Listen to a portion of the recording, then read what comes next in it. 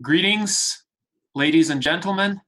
Thank you for attending our virtual Enlightenment Salon today at 4 p.m. Eastern Time, 1 p.m. Pacific Time on May 10th, 2020. My name is Gennady Stolyarov II. I'm the chairman of the United States Transhumanist Party.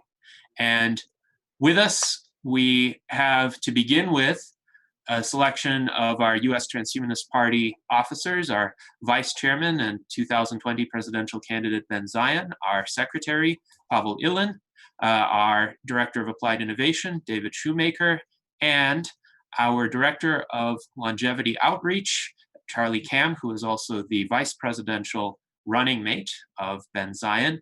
We expect to have our guest, Alexandria Black, join us within a few minutes. She has just been having some technical difficulties, but in the meantime, I will introduce the premise of this meeting. So this is not a formal USTP meeting in the sense of having an agenda, in the sense of having action items. This is more of a conversation akin to an 18th century Enlightenment salon. Hence, I have this background here from the Sanssouci Palace of Frederick the Great in Potsdam, Germany.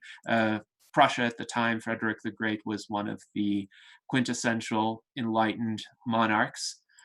And I used to hold these gatherings back in the pre-COVID period. At my house, I would invite about 4 to 6 people, and we would have conversations. We would have tea and desserts and some main course foods and an informal conversation segment, as well as a video recorded conversation segment. You can still find video recordings of those portions of my Enlightenment salons on my YouTube channel, the same one from which this meeting is being streamed. So while we cannot do that in person, we can somewhat simulate it virtually today. And generally, I have invited one or more guests to these Enlightenment salons. Alexandria Black is going to be our guest today. We're going to go through some of the comments that were made during the May 3rd meeting within the chat. And it looks like our guest has arrived. She's taking a bit of a moment to connect, but welcome to Alexandria Black. We're pleased to have you here. And one of the reasons why we invited you is you made a lot of comments during the chat of the May 3rd meeting, and that was a packed meeting, so we didn't have the opportunity to discuss all of them. But also we wanted to get your thoughts on some of the other members' comments that were made at that meeting. And while we are waiting for you to connect, I wanted to cite a comment that may be interesting to start the discussion on, a bit controversial for some people, but it certainly has some basis in the facts of what we've been observing with fossil fuel prices, with essentially negative prices for the oil futures, with essentially a glut in oil capacity where companies can't find places to store the oil that has been extracted and refined. So Edward Hudgens, one of our dedicated members, observed in that chat that cheap fossil fuel will fuel the recovery. So I've been curious about all of your thoughts on this matter. What do you think about the role of cheap fossil fuel in jumpstarting the economic recovery that we need to accelerate innovation in the wake of COVID-19?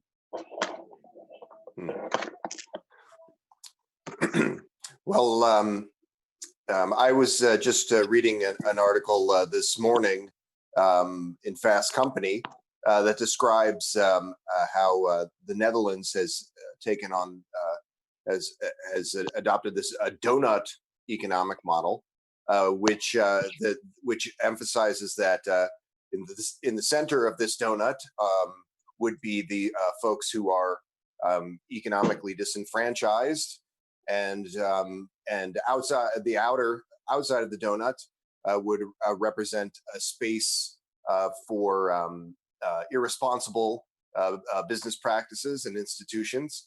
And so the idea is that the whole of the society, institutions can be operating inside of this donut. No one is in the donut hole, falling through the cracks. No one is on the outside operating recklessly, and this is a pretty reasonable thing to expect, and it is not been achieved, but it is increasingly being entertained and planned for. And so I would tend to think that something like what Edward has suggested might have some relevance in the immediate near term, but we do have to consider a lot of other factors for our longer term planning. Mm-hmm. Yes, thank you, Ben, for those comments. Does anyone else have thoughts about cheap fossil fuels powering the recovery?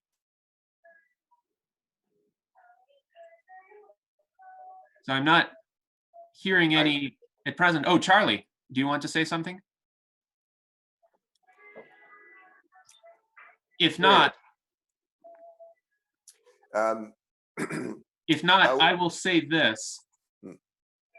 Fossil fuels, of course, still predominantly power much of our economic activity, from the generation of electricity to vehicular travel. And while we have our current machines, while we have our current infrastructure, it's difficult to avoid using fossil fuels. If we want to move away from them, we need to gradually retool that infrastructure. For instance, let the vehicle fleet turn over.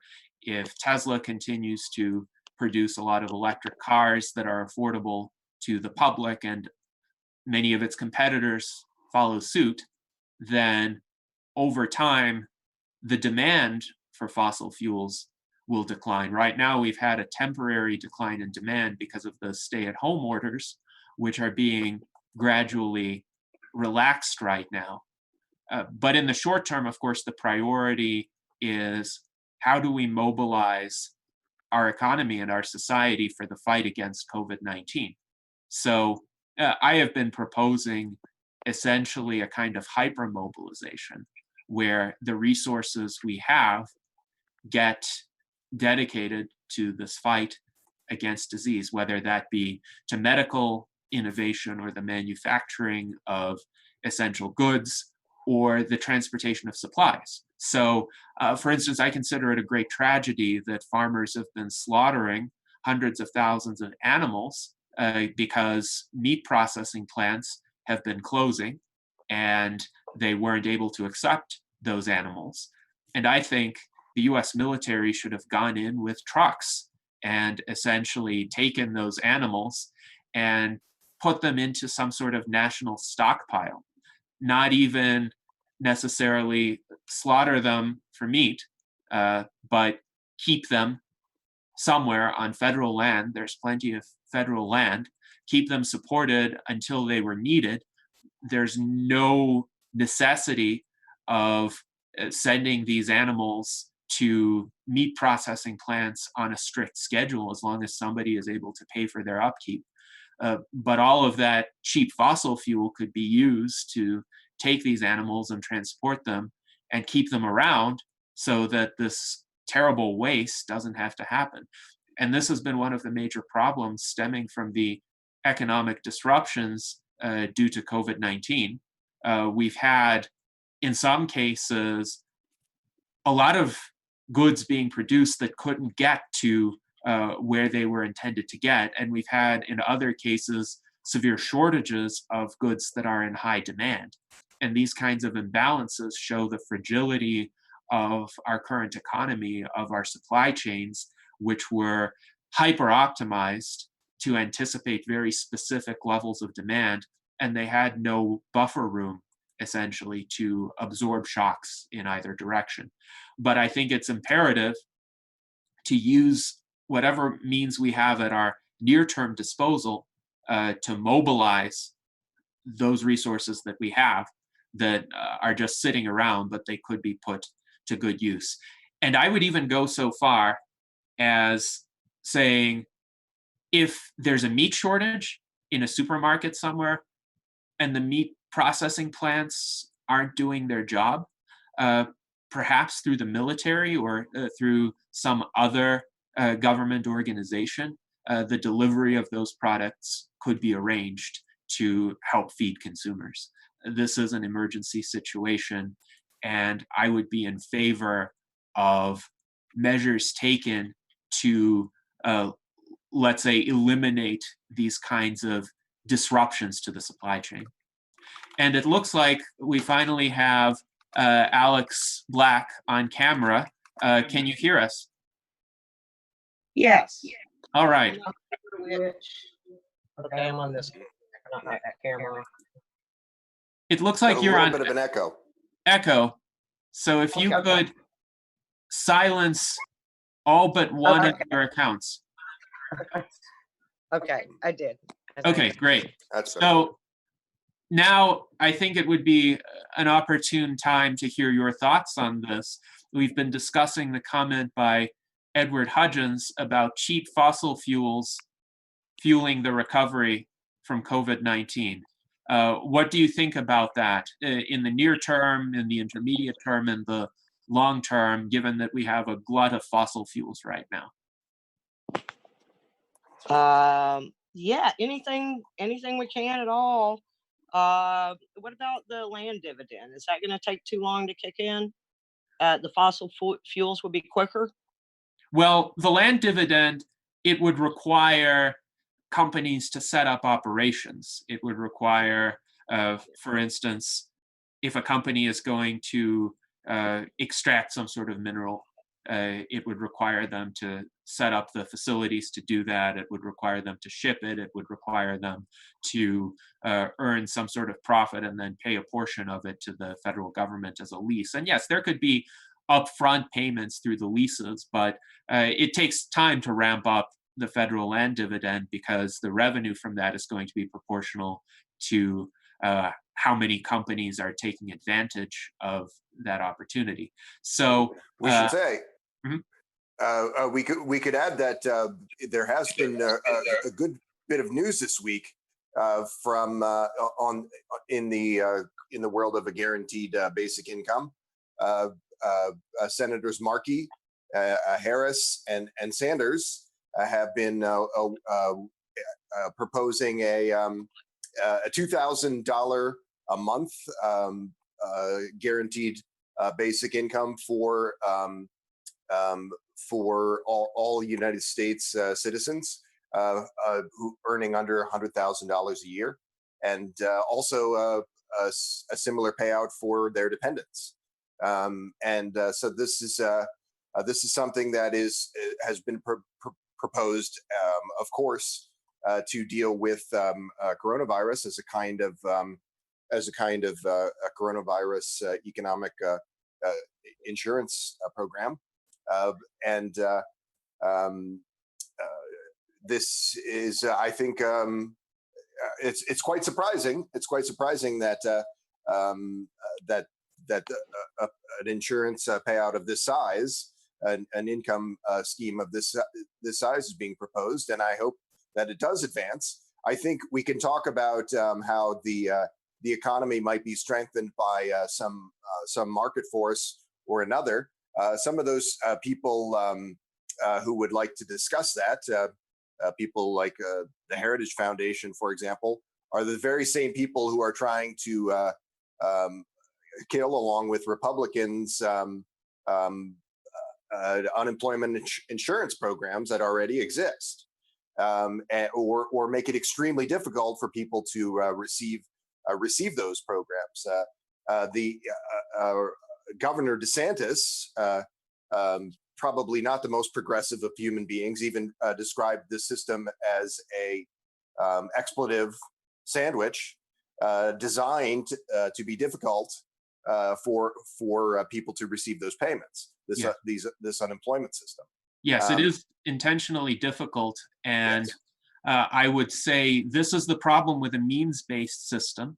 It is a problem with a system that pegs these payments to the status of being unemployed, because one, that creates a set of perverse incentives.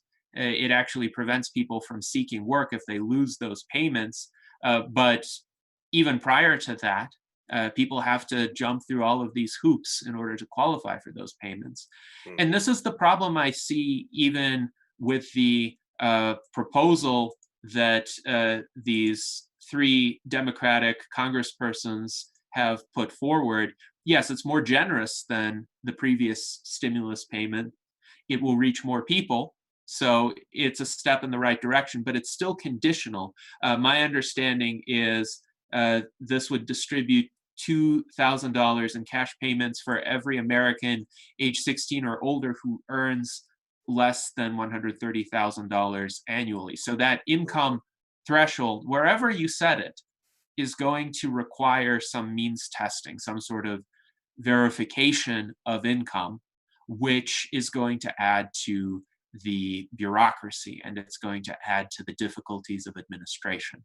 So the moment you need to verify somebody's income, you're going to have to rely on income records from somewhere. That means IRS tax filings primarily. I know there have been workarounds offered for the last stimulus payment for people who did not submit tax returns to still try to get it, but there have been many glitches in that system. People who were this troubling situation is not simply a natural byproduct of bureaucracy.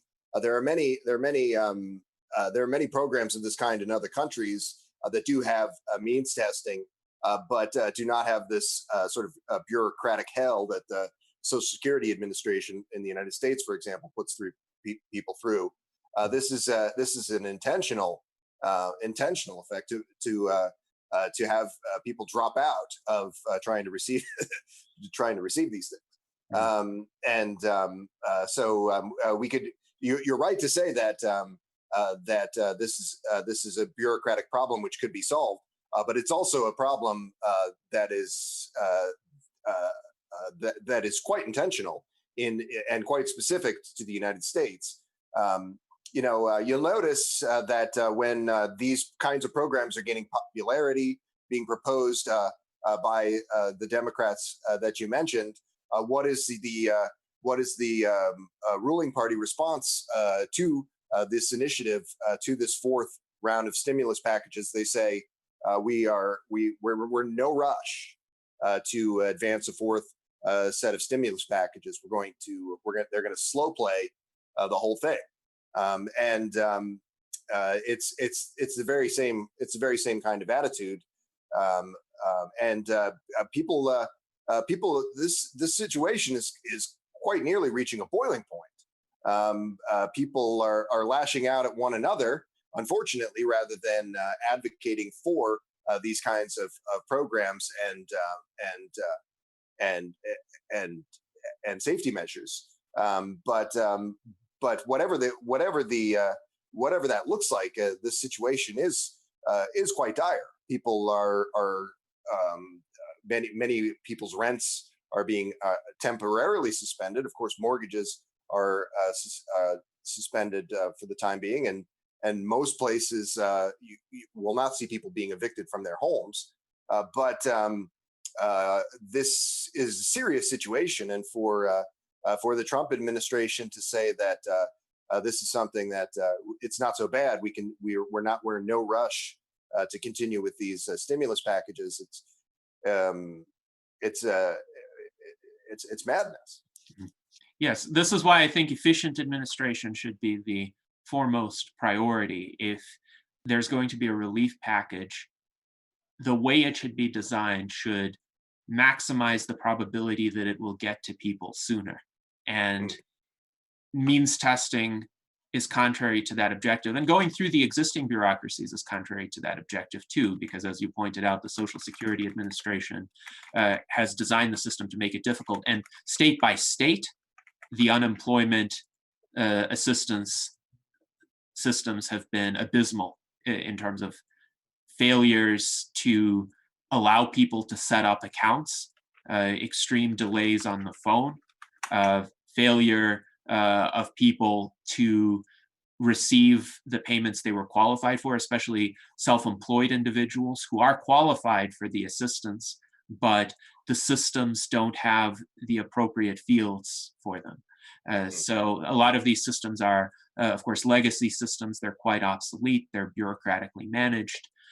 And this again shows that in both the private sector and the public sector in the United States, there has not been significant surge capacity built in. That has been the abysmal failure that has been revealed in the wake of this pandemic. These systems were chugging along suboptimally, but serviceably enough for most people during economically prosperous times. But when there were shocks from all directions, they crumbled essentially like a house of cards. Do you think that there's a cultural backdrop that has a play in all of this? As I look at this, it seems that there's an incentive around something that's perceived as earned versus something that's perceived as needed. Corporations pay their shareholders, corporations pay their officers and employees, and that's considered earned. Governments, charities have been left with the idea of paying what is needed. And there's generally less organization. Perhaps I'm thinking of charities when I talk of that. There's certainly less infrastructure put behind it. If you look at the infrastructure behind corporations and you look at typical infrastructure put forth in government endeavors, there's a big divide. So I definitely agree with the idea that the equity between these things needs to be brought to an even status. But I think that approaching the cultural aspect of it is probably a big part of it to get that around it. I think this may be why you see the Republican Party that has been arguably more associated with corporate profits and so forth, interested in restoring what you earn versus less interest in what you need. Comments? Yes. This is a serious matter, and I think we should all take this opportunity to say that austerity has never worked, and austerity rhetoric is highly counterproductive. I'm inclined to think that if you call yourself an economic conservative, you should want to live in a world where the economy is strong and where people are able to participate in the economy. And that is not a world where people are saying the things like you've observed, rightly observed, David.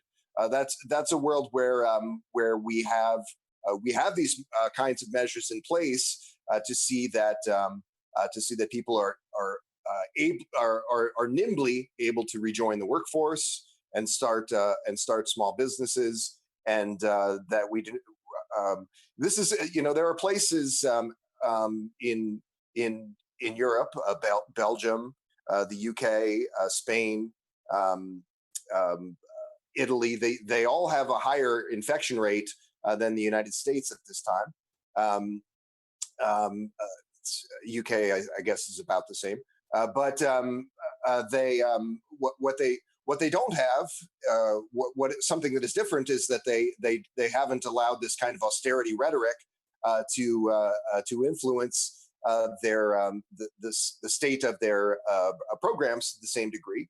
So they don't have citizens pointing guns in the air in frustration for not being able to work, because they have programs that would allow them to weather the storm for a few more weeks and so they're they're not quite at the same crisis point that we are at with this kind of situation, and we should strive to have an economy that is so flexible, and that is not one that has socialism for the rich and dog eat dog capitalism for the working people and the poor. That is one that embraces the kinds of things that you've described and rejects this austerity rhetoric. And we have to be a little smarter about this, in my opinion. So I think this is a good bridge to the main theme of this conversation, which is cultural resiliency. And David, you mentioned that there may be an issue with how the culture treats various attempts at relief from this pandemic or from other disruptions. So, Alex, we wanted to get your thoughts on resiliency and how we can strengthen that aspect of our culture and our society and our economy. Am I on? Yep. Hi. You're live. Hi. First, let me apologize for being a little brain dead. Mom didn't let me sleep a whole lot, and I've got kids in the house now, visiting mom. So, yeah. Okay. Somebody, I'm going to go back to the stimulus check thing. Yeah, I was an on-filer last year. So I did the stimulus check thing, filled it out correctly, kept getting errors. It didn't make any sense. And now I hear if you don't actually have on cap locks when you type it in, that could be the problem. So yeah, they do put obstacles up. Just like in Germany, yeah, you can go on aid, but they try to make it as difficult as possible. They want you to run away. Okay, back to the resilience question. There's a lot of good efforts, not just as a country, but as communities, everything from Cube Spawn to EOS. Hey, Lillian, and James. There's just so many good projects that get down regulated by the status quo. So it's like, yes, we are capable of creating nice things, but will they let us? Will they make sure that we get underfunded and overregulated? No. Carry on. Yes, those are important points to mention, because there is a certain manner in which regulation has been directed toward entrenching existing economic interests. We see this with the Food and Drug Administration, for instance, creating these ridiculously high cost barriers to entry, which only large pharmaceutical companies can afford. If a drug approval takes 15 years and $1 billion, at least on average. And yes, they can accelerate it in times of emergency. Some people in the Trump administration are even saying it may be possible to have a vaccine before the end of 2020. I certainly hope so. But it shows how high the barriers are initially, when you could essentially condense them by a factor of 15 and still have a safe and effective treatment as a result. And I agree, the smaller organizations, the startups, the nonprofits, the individual entrepreneurs, the people who are experimenting with new business models and new models of cooperation, they're the people who should have free rein. They're the people about whom we should be a lot less concerned than we should be concerned about the practices of large established corporations. And yet these are the people who are not being allowed to experiment freely under the current regulatory climate. And it's a travesty. Yes.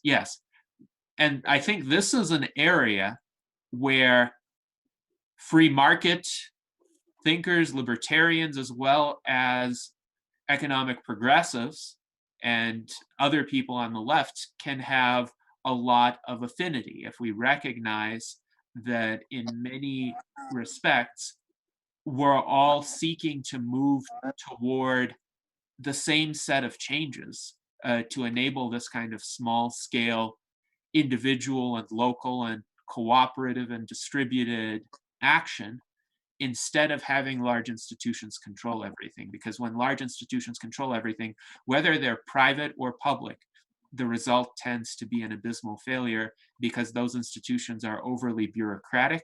They're designed to follow very specific pathways that are supported by a lot of resources, but those pathways are brittle, they're not resilient.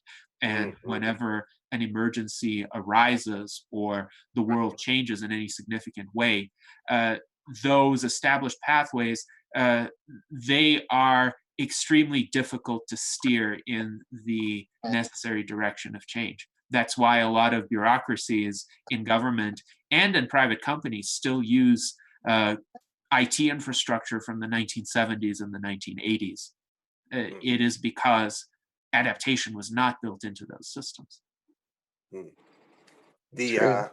I'm looking at an article from Truthout, truthout.org, that describes some of this.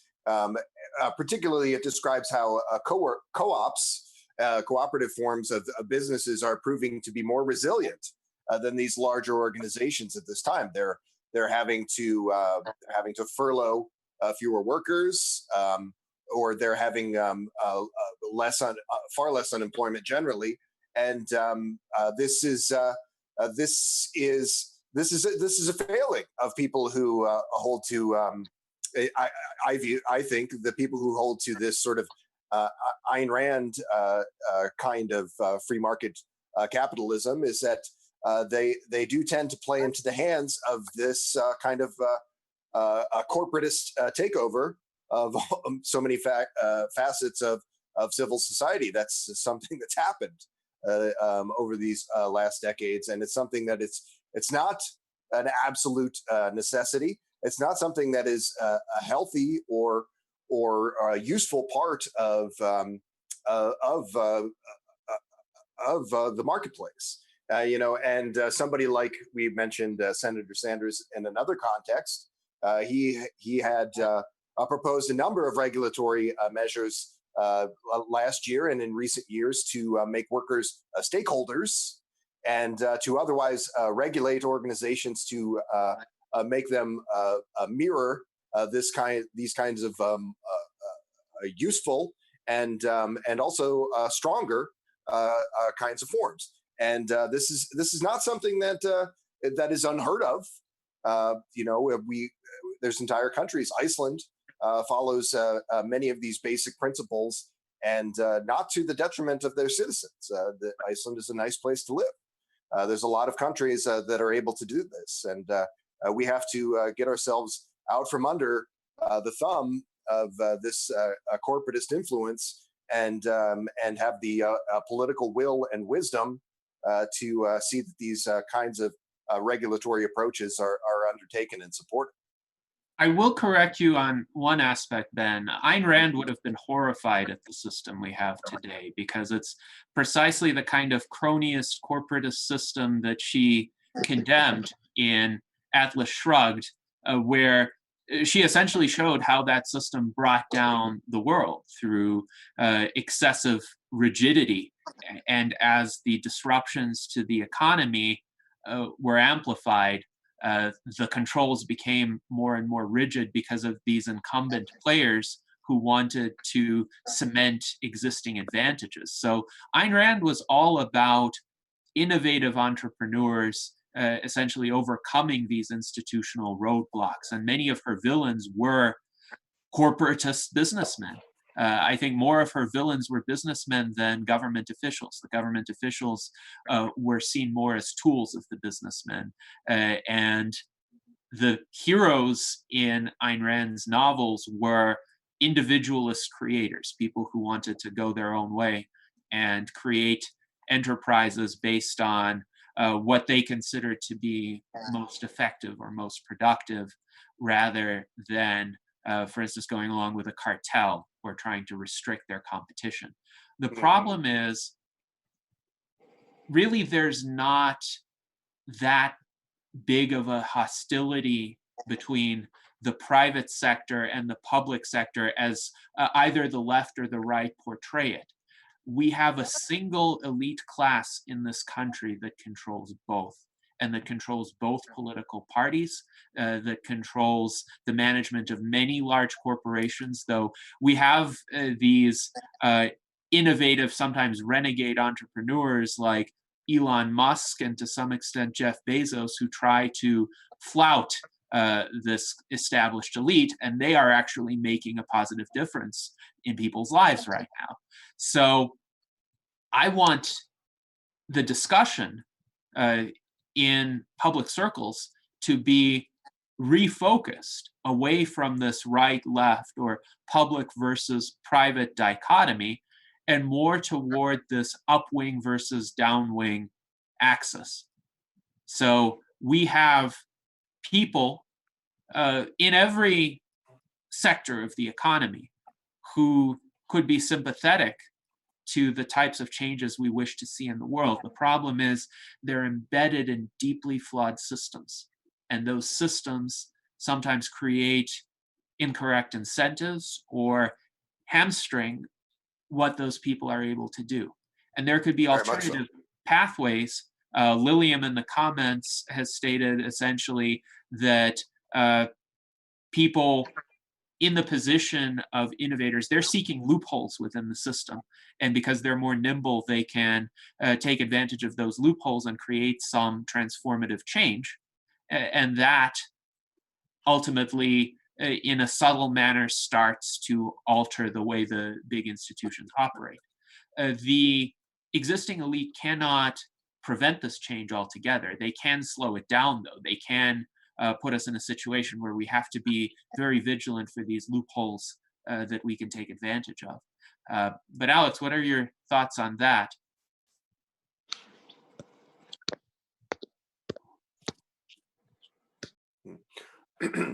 I think you're muted, Alex. On which aspect? So on this idea that there really is, it seems to be a monolithic type of elite that is preventing progress. It's not public or private. It's not one segment of the conventional political spectrum or another. It's the entire system. And those of us who are innovators in all walks of life and all parts of the system have to be very creative in how we pursue change. Yeah, it's basically have-nots, and the haves just want to maintain their status quo. And how do we have safe enough regulations so that we're, not buying poison and things, but still have enough of an open playing field? And, Yeah. and can we just analyze what regulations we have in which we're protectionist of some market and which were, sensible regulations? Mm-hmm. Yeah. I'm sorry, I don't have a brain today. But I don't think I fully answered you. Well, we do. Go ahead, Ben. Oh yeah. There was a time when these things were not regulated at all, and there was a company called a few big concerns that were basically acting able to act wholly unilaterally, absent any government or regulatory framework. This is a time prior to the existence of the United States, and the time when the Dutch West India Company ruled supreme. They were able to, and they felt that North America did not have enough people, and they were not able to lure people to this continent. And because there was not any regulatory framework to prevent them from doing so, they were more or less able to create a set of circumstances where chattel slavery came into existence. that is a kind of quite similar to the kind of system that we've seen on the rise in the last 4 decades, where an organization like the Koch network is able to change the shift the tax burden not only away from the wealthy, but also onto the working people.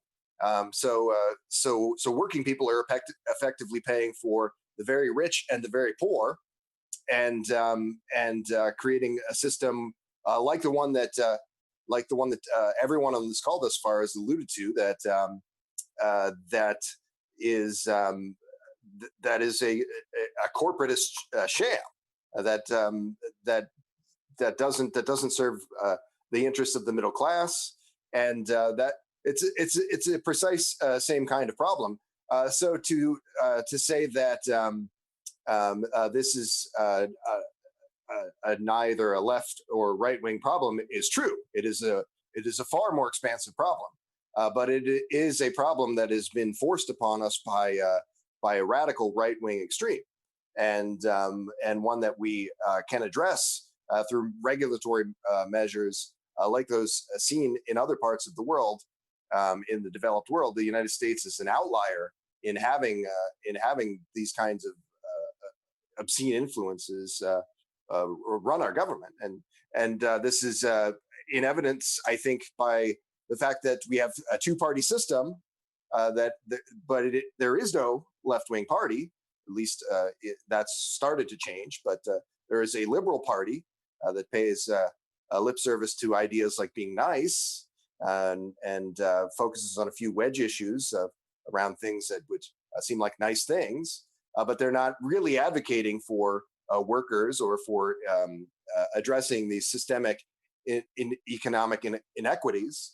They're just playing a very I think a very cynical game alongside their partners, the Republicans, to avoid that kind of conversation. And that's a conversation that we must force them to have. And I think that in recent years, that conversation is being entertained by people within that party to a higher and higher degree. We would have been absolutely astonished to hear that party was considering universal health care 6 years ago, or considering a basic income 6 years ago. Now these are both quite mainstream. So that I suppose that is changing, and it is something that we all need to take different approaches to, and consider it as from a post-partisan perspective. But we also have to consider that many of the problems that have led us here were due to serious problems and allowing people with what I would regard as false economic conservative agendas, but people who are ostensibly economic conservatives really taking control of our government, and that's led to the absolute decay of our middle class. I think this is a good time to bring in some of the comments from Lilium. She writes, Wall Street was originally formed to create a check and balance for fake businesses. If we use centralized regulation, we will continue to have these corruption issues. And then she says, most governments and corporations are the same pyramid shape. Trickle down does not work.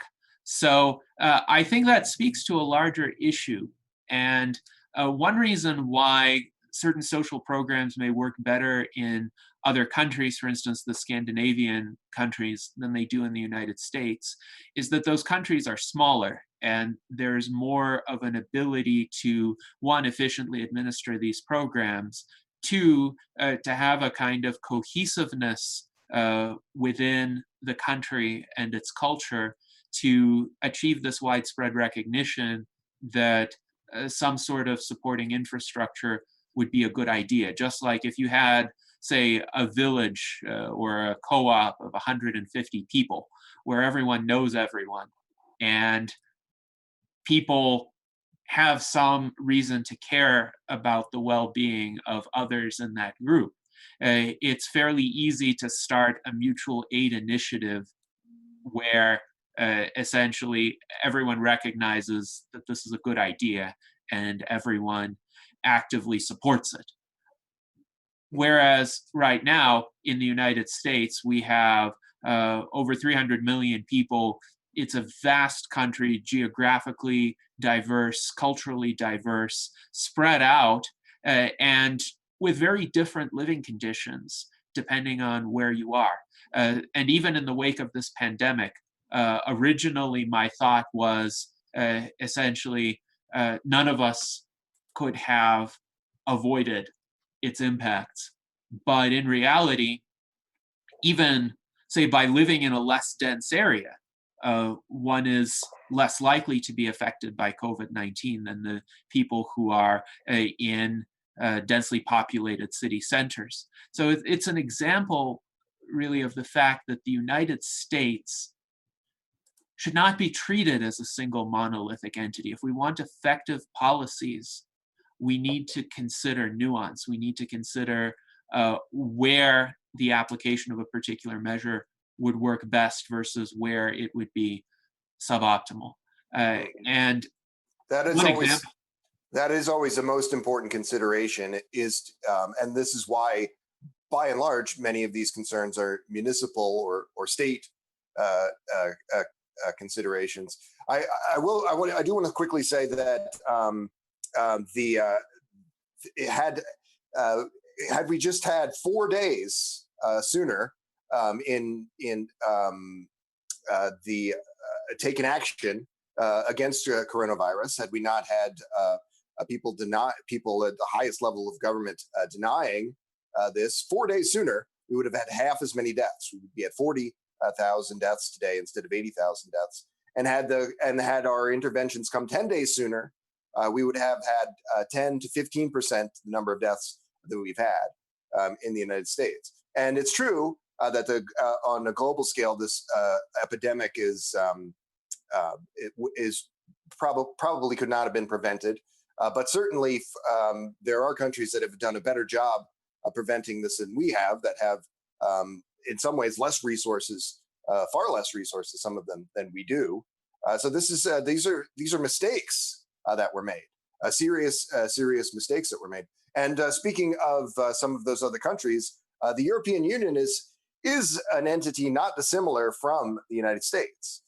It's made up of a number of states that have different, so if we look at that as a comparison for what we were discussing a moment ago, they have had more regulatory success. They've managed to largely avoid this problem of a corporatist controlled government, and it's something that we need to seriously consider to be as one of the central problems of our time in the United States, and one that we need to use this unique moment in history to better address that, to break free of those bonds, and see that moving forward we are able to build a regulatory mechanism that will allow for the existence of a stable and healthy middle class. Yes, I think this is a good time to bring in a comment from the prior meeting by Zach Richardson, who said, "I love the idea of micronations being a leverage point for radical new ideas in governance." So the United States, as I mentioned, is large and unwieldy, in some respects not optimal for the kinds of rapid responses we would need in the face of an emergency. But a micronation can get its act together very quickly. And we've had outreach to San Marino, for instance. We're exploring reaching out to Liechtenstein and seeing where those countries would stand with such a groundbreaking initiative as a declaration of aging as a disease, precisely because we think the governments of those countries, if they can be persuaded to do so, will be able to move on this much more quickly and serve as models for the rest of the world. It seems that the large countries with established bureaucracies and ways of doing things are followers rather than leaders.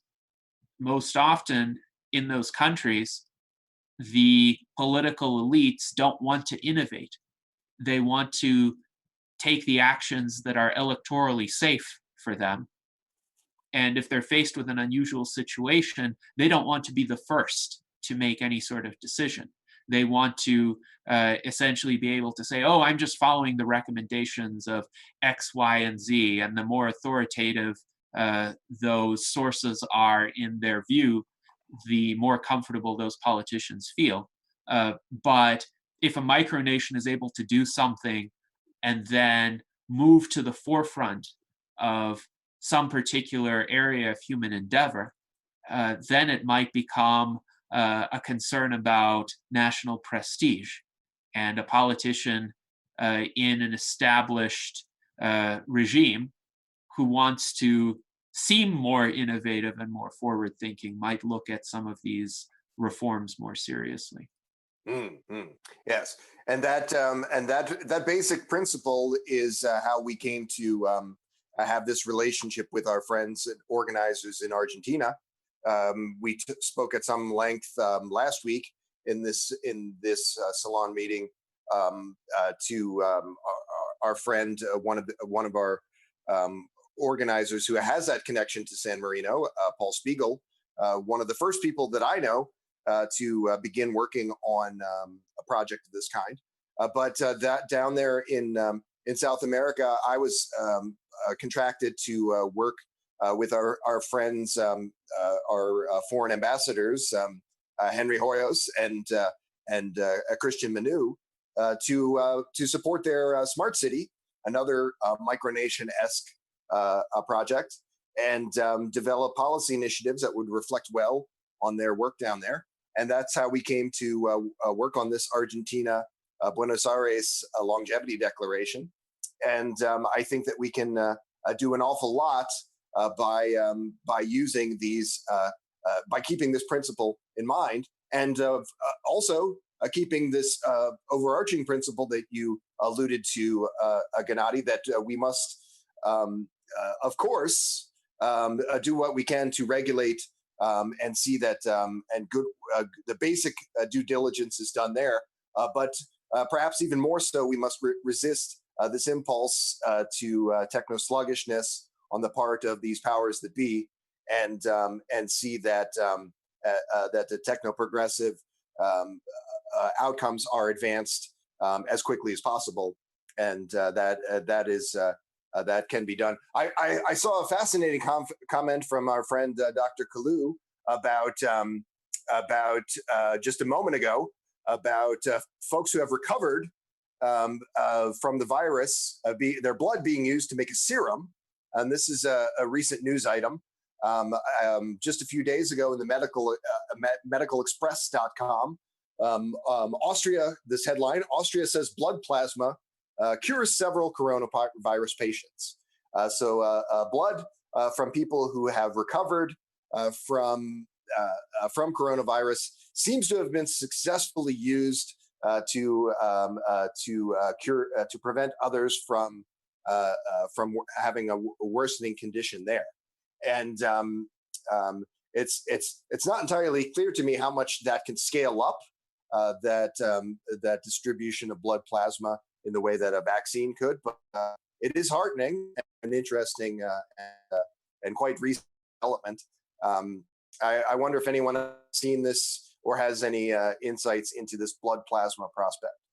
I would just say I think all scientifically plausible pathways should be explored. And whenever there are positive findings in terms of patient outcomes that provide some glimmer of hope, this should be studied, and resources should be ramped up to see if indeed this is a viable approach for larger segments of the population, and if so, can it be scaled up? That's why we need decentralized distributed testing mechanisms. We need to give patients the ability to opt into more trials. We need to have more trials and more entities being allowed to conduct these trials and publish the results in real time and update them as additional information emerges. We can't just have people in positions of authority, or especially in the media, saying, oh no, this isn't scientifically proven, you can't do this, when people are dying by the thousands every single day.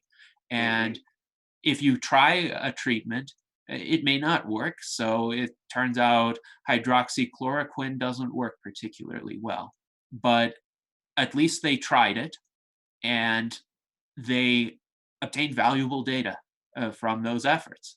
And knowing what doesn't work also helps improve our response going forward. There's a lot that we still don't know about the novel coronavirus. And these kinds of experiments help refine our knowledge. Alex, you wanted to say something on that. Yeah, well, I know that plasma helps, at least on a temporary basis, but I thought that we did not even know if there is going to be any permanent immunity. I think that's just temporary there. Yeah, that At is, least as far as we know. yeah, that the experts seem to have vacillated somewhat back and forth on that subject.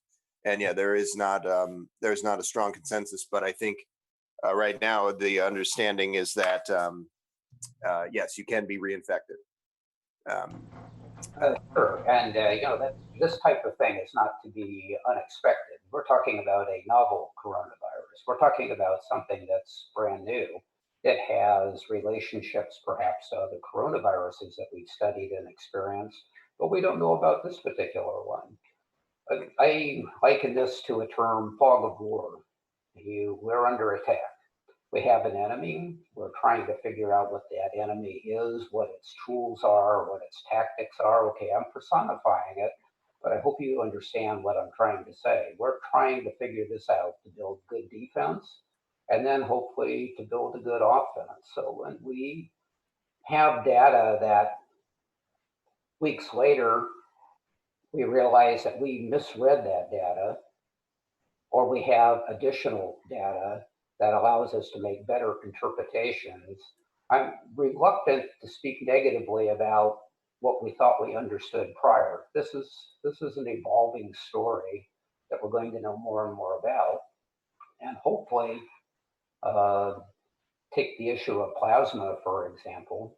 That's an unfolding story right now. Does it help? Does it help in all cases? What percentage of cases? Are there changes in demographics that it helps a certain group more than it helps other groups, and perhaps even has negative effects in other groups? We've got a long ways to go in this. And I want to celebrate what we know each day, realizing that what we might know tomorrow might be a bigger celebration and may actually have some look as we look back and go, well, we thought we understood something and we didn't. So what I'm trying to say is let's not dissuade people from trying things just because they might be criticized in the future in the luxury of having 20/20 hindsight. Yes, I completely agree. I'm agree on decentralization. That big entities like governments and corporations, they very slow and not adaptable, and we have to act very fast and creative to overcome this crisis. Plus, these big entities have tendency to seize control and during the crisis, and when crisis is over, they give back control very, very slowly, even if they give it back at all. So I think we have to build decentralized solutions, decentralized communities, decentralized applications to battle this crisis. For example, SingularityNet, it's a platform which developed by Ben Gersel, AI platform. They organize hackathon to challenge this crisis, to solve this crisis through decentralization solutions. And I think this we should move somewhere there where we use decentralization and where we rely less on big entities. Yes, so that is singularity.net. And I completely agree. Decentralized open source approaches where rapid iteration is possible are a way to accelerate that learning process so that if we don't know something, we figure that out sooner rather than later. And I think this discussion has gotten to the point where we can bring in a lot of the prior comments. So during the May 3rd meeting, Lillian said, "It is a necessary transition within global healthcare that will save precious resources as well as many lives. The amount of waste within the healthcare system is a disgrace." And at the time, Alex, you said that robotics would reduce the need for humans in the SENS labs as one possible adaptation to the effects of this pandemic. And you also said, ironically, though we see hospitals closing at a time when we need them to stay open and expand capacity. And I think this is, again, a situation where we have shortages of capacity where we need them, but in some cases, we have resources that are idling because of the disruptions. So medical services that aren't related to COVID-19 have been actively discouraged from being sought. A lot of medical facilities have canceled cancer surgeries, for instance, not to mention appointments of lesser urgency, say, if you need to visit a physical therapist, if you need to visit a neurologist, well, you might still be in approximately the same situation a few months from now. So they might have advised you to delay the visit. You don't know, of course. Maybe you have some sort of condition that actually does require more serious short-term attention, but they're afraid of getting you into that facility and getting you exposed to COVID-19 when you might actually be safer not going there. So that speaks to faults in the design of healthcare facilities, how for whatever reason, there wasn't a sufficient ability to isolate the COVID-19 patients from everyone else. Why weren't there separate facilities designed in the event of an epidemic to solely deal with the infected or potentially infected patients, while other facilities could potentially be put off limits to anyone with these symptoms, but continue serving the healthy population? This is part of the US Transhumanist Party platform proposal on the construction of hospitals in Section 98 of our platform, where the hospitals would have separate sections, even separate entrances for COVID versus non-COVID patients, or generally infected patients versus non-infected patients. And ideally, we could have even separate buildings in separate parts of town for these different populations of individuals. So what are everyone's thoughts on these comments that have been made?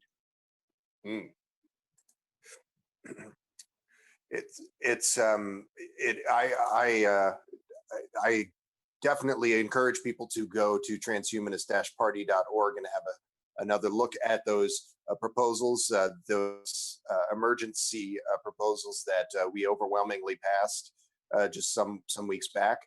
I will say, speaking of the health infrastructure leadership, it's been you might have noticed some unusually agitated tweets in recent hours from the tweeter in chief, and that's owing perhaps to a number of unusual developments. The three heads of response to COVID-19, Dr.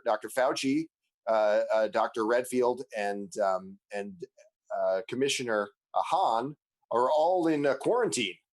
They've all been exposed to COVID-19, as have numerous staffers close to the president and vice president, and an unusual number of Secret Service members in the last few days.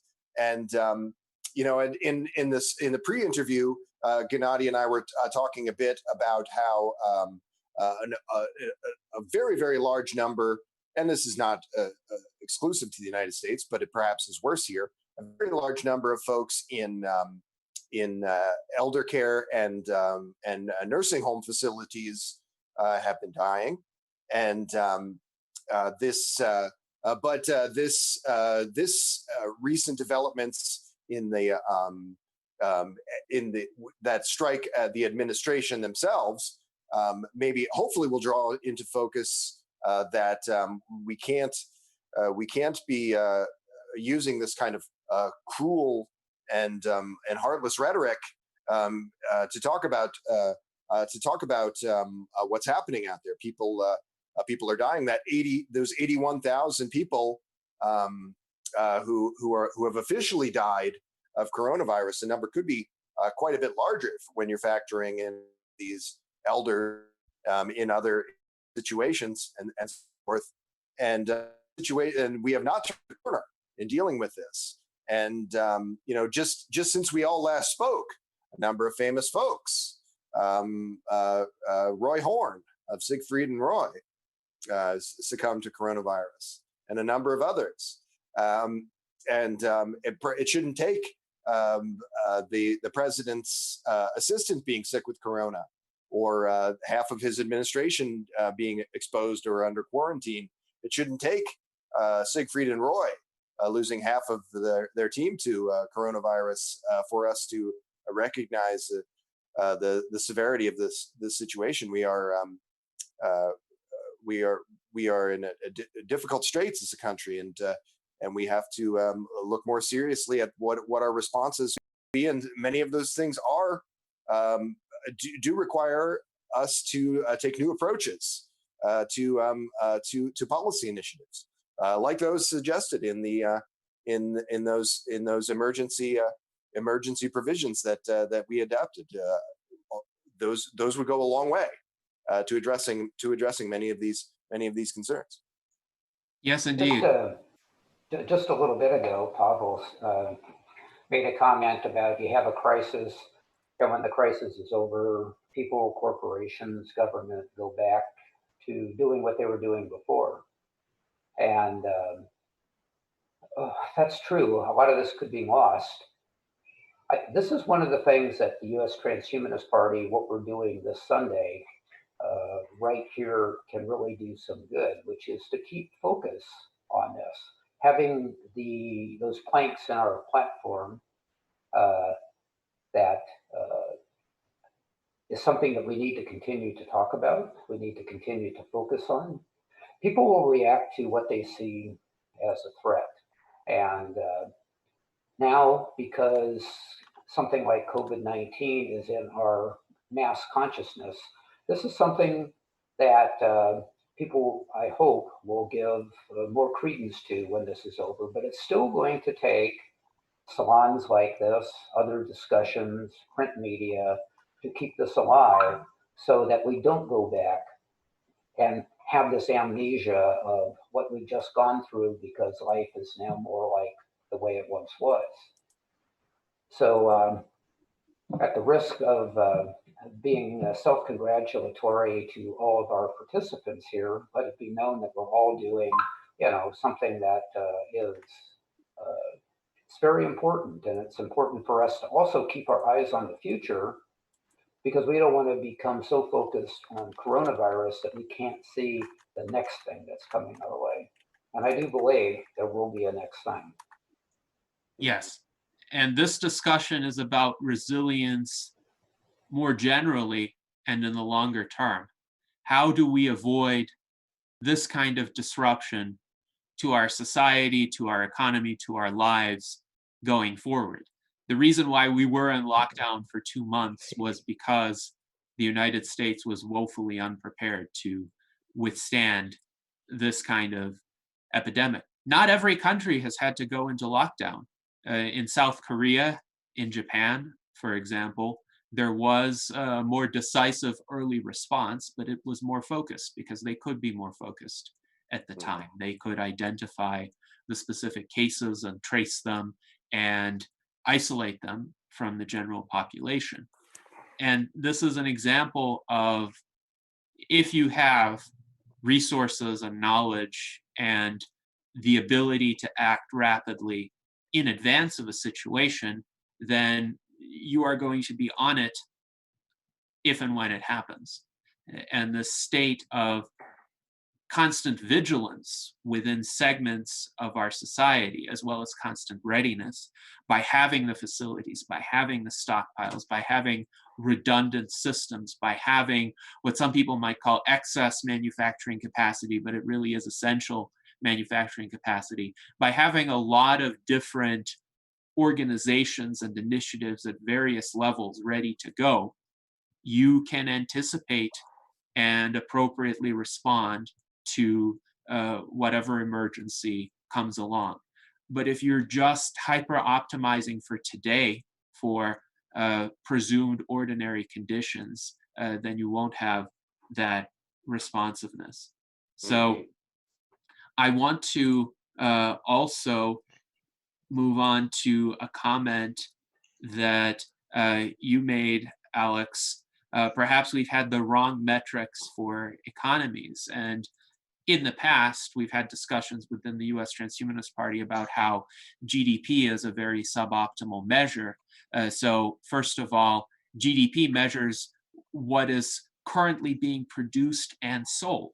But there are a lot of goods and services now, especially, that don't involve a monetary component. You can create an application online and share it with the world, and it provides a useful service, but nobody pays any money for it.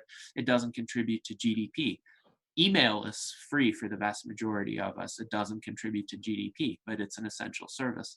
A lot of aesthetic creation now is shared freely online, and it can be of immense value, but it's free. And likewise, a lot of people benefit from things that were produced in the past, durable goods, goods that didn't have planned obsolescence built into them, that are still functioning and are still just fine. If you have one of those, you're better off than if you don't. But if you have one of those and you don't go out and buy the contemporary parallel of that good, then it doesn't contribute to GDP.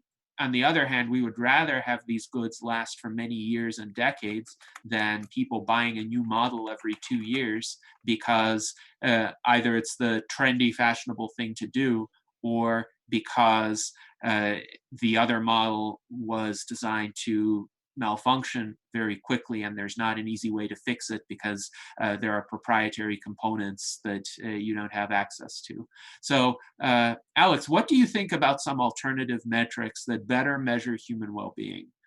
Because yes, I agree, GDP is quite flawed. You're on mute, Alex, if you could unmute yourself. What if we had a system, not a social credit system, but a reputation system that measured, say, how much we're making each other happy? What if the economy was based upon well-being, good healthcare outcomes, good production outcomes? That if you freed people to be creative instead of just channeling them to harness that for corporations and such. I still need to look up more about micro localism. Maybe we can have Michelle Bowens of the peer-to-peer network tell us sometime. There was a Yeah. Oh no. Sorry, I didn't. There was in this election cycle proposals very much of the kind that you've alluded to.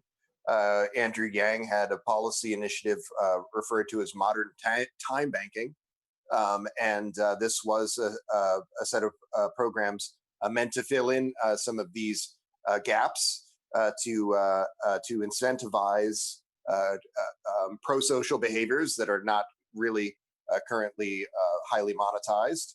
And I think that we should have a lot of novel approaches to this. To the larger question that was posed, I think that we should encourage people to become more familiar with measures like the Human Development Index and like the Gini coefficient that describes income inequality. It's not that great in the U.S. relative to some other places, or even familiarizing ourselves with the purchasing power parity, the PPP. These are all ways of looking at the economy other than just looking at the raw GDP numbers, or really just obsessing about where the Dow Jones happens to be at any one given moment or another. We need to develop this kind of language and this kind of interest. So I'd encourage people to familiarize yourself with those other metrics and talk about these things. We shouldn't focus so much on this one the tip of the iceberg that is the economy and these institutions. We need to focus on how that affects human development and well-being. And there's again, earlier I alluded to the Koch network and some in the context of other problems. There's this gentleman, Charles Koch, who successfully, he wasn't the only person, but successfully advocated for the removal of some of these features that would have allowed us to be more agile in our response to this pandemic. He was able to, he and others were able to eliminate some of this pandemic response team. And in fact, he lobbied for that for quite some time. And then after this success of seeing these safeguards weakened, he is now lobbying with some success for reopening the economy. And so again, this is a problem where we have sociopaths with an obscene amount of influence on what happens here in the United States, and harming us time and time again.